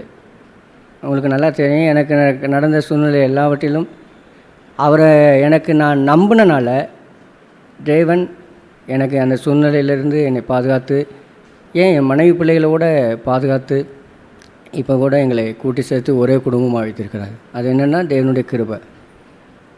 அப்போ தேவன் வந்து நம்மளுடைய வெளிப்புறமாக பார்க்காதுன்னு சொன்னார். அதான் ஆண்டவர் சொன்னார், மனிதன் வெளிப்புறமாக பார்க்குறான், தேவன் நம்ம இருதயத்தை பார்க்குறார். நம்ம என்ன சிந்திக்கிறோம், என்ன நினைக்கிறோம் அப்படின்றது தேவன் பார்க்குறார். அதே போல் தேவன் வந்து நம்ம தேவனை நம்ம பார்த்ததே இல்லை, ஆனால் தேவன் உண்டு நம்ம விசுவாசிக்கிறோம். ஆண்டவர்கிட்ட கூட சிசர்களோட அந்த மார்க்கு சிசரோட ஒருத்தர் கேட்டாங்க, நான் கண்டாதான் நான் விசுவாசிப்பேன் அப்படின்னு சொல்லி அவர் கையெல்லாம் தொட்டுலாம் பார்த்தாங்க. ஆனால் நமக்கு அப்படி இல்லை. நம்ம ஆண்டவர் நம்மளை பார்த்து சொன்னார், காணாமல் விசுவாசிக்கிறோம் ஒன்று பாக்கியவான். அப்போ தேவன் இந்த உலகத்துக்குள்ளே நம்ம சூழ்நிலைகள் போகும்போது நம்ம தேவனை காணலை, ஆனாலும் தேவன் நம்மளுக்கு உதவி செய்வார். ஸோ இந்த விசுவாசத்தில் தேவன் என்னை தொடர்ந்து நடத்துவான்னு நான் விசுவாசிக்கிறேன். கேட்ட வார்த்தையின்படி இந்த தேவன் எனக்கு அப்படி எல்லாம் அந்த புத்தியுள்ள கன்னிகளை போல இருக்கும்படி நான் தேவனை விசுவாசிக்கிறேன். அப்படி புத்தியுள்ள கன்னிகளை போல இருக்கும்படி தேவன் எனக்கு உதவி செய்வான்னு நான் விசுவாசிக்கிறேன். தொடர்ந்து தேவன் என்னை வழிபடுத்தினான்னு நான் விசுவாசிக்கிறேன். அப்புறம் ஆவினாலே நிறந்து மாம்ச செய்களை அழிப்பான் என்று வேதத்தில் சொல்லப்பட்டிருக்குது. அப்படி தேவன் எனக்கு ஒவ்வொரு நாளும் ஆவினால் நிறைந்து மாம்சத்தினுடைய செய்களை அழிக்கும்படி எனக்கு தேவன் கிருபை செய்வான்னு நான் விசுவாசிக்கிறேன். தொடர்ந்து இந்த விசுவாச பாதையில் தேவன் நடத்துவான்னு நான் விசுவாசிக்கிறேன். ஆமென். நாம் எல்லாரும் தலை வணங்கி ஜெபம் செய்வோம். எங்கள் அன்பின் பரலோக பிதாவே, இந்த மதிய வேலைக்காக நன்றி. எங்களோடு நீர் இடைப்பட்ட நம்முடைய கிருபைக்காக நன்றி ஆண்டவரே. ஒரு ஆத்மாவும் கெட்டு போவதை, அழிந்து போவதை நீர் விரும்பாத தேவன். எல்லோரும் மண்டை கிட்டி சேர்க்கிற நல்ல தகப்பன் நீர். நீர் எங்களை சிக்ஷிப்பதும் நீர் எங்களை எச்சரிப்பதும் எங்களுடைய நன்மைக்காக மாத்திரமே ஆண்டவரே. அப்படிப்பட்ட எச்சரிப்பின் செய்தியையும் நாங்கள் பெற்று விழிப்புள்ளவர்களாக நாங்கள் எல்லோரும் இருக்கவும், ஒருபோதும் கண் சொருகி போனவர்களாய் இல்லாதபடி நித்தியத்தின் பார்வையுடையவர்களாய் எல்லா சூழ்நிலையிலும் நீர் எங்களுக்கு கொடுக்குற வாய்ப்புகளை எல்லாம் அள்ளி தழுவுகிறவர்களாக நாங்கள் எல்லோரும் ஜீவிக்க உதவி செய்யுங்க. நம்முடைய நாமத்தை மகிமைப்படுத்த உதவி செய்யுங்க. நல்ல ஒரு புத்தியுள்ள கன்னிகளாய் நாங்கள் சபையில் ஒருவரும் கைவிடப்படாதபடி ஒவ்வொருவரும் வருகையின் போது ஏற்றுக்கொள்ளும்படியாய் அப்படிப்பட்ட ஒரு வாழ்க்கையை, இப்படி ஒரு பாக்கியத்தை எங்களுக்கு தாங்க. இப்படி செய்ய போகிற கிருபைக்காக நன்றி. இயேசுவின் நாமத்தில் ஜெபிக்கிறோம் பிதாவே. ஆமென்.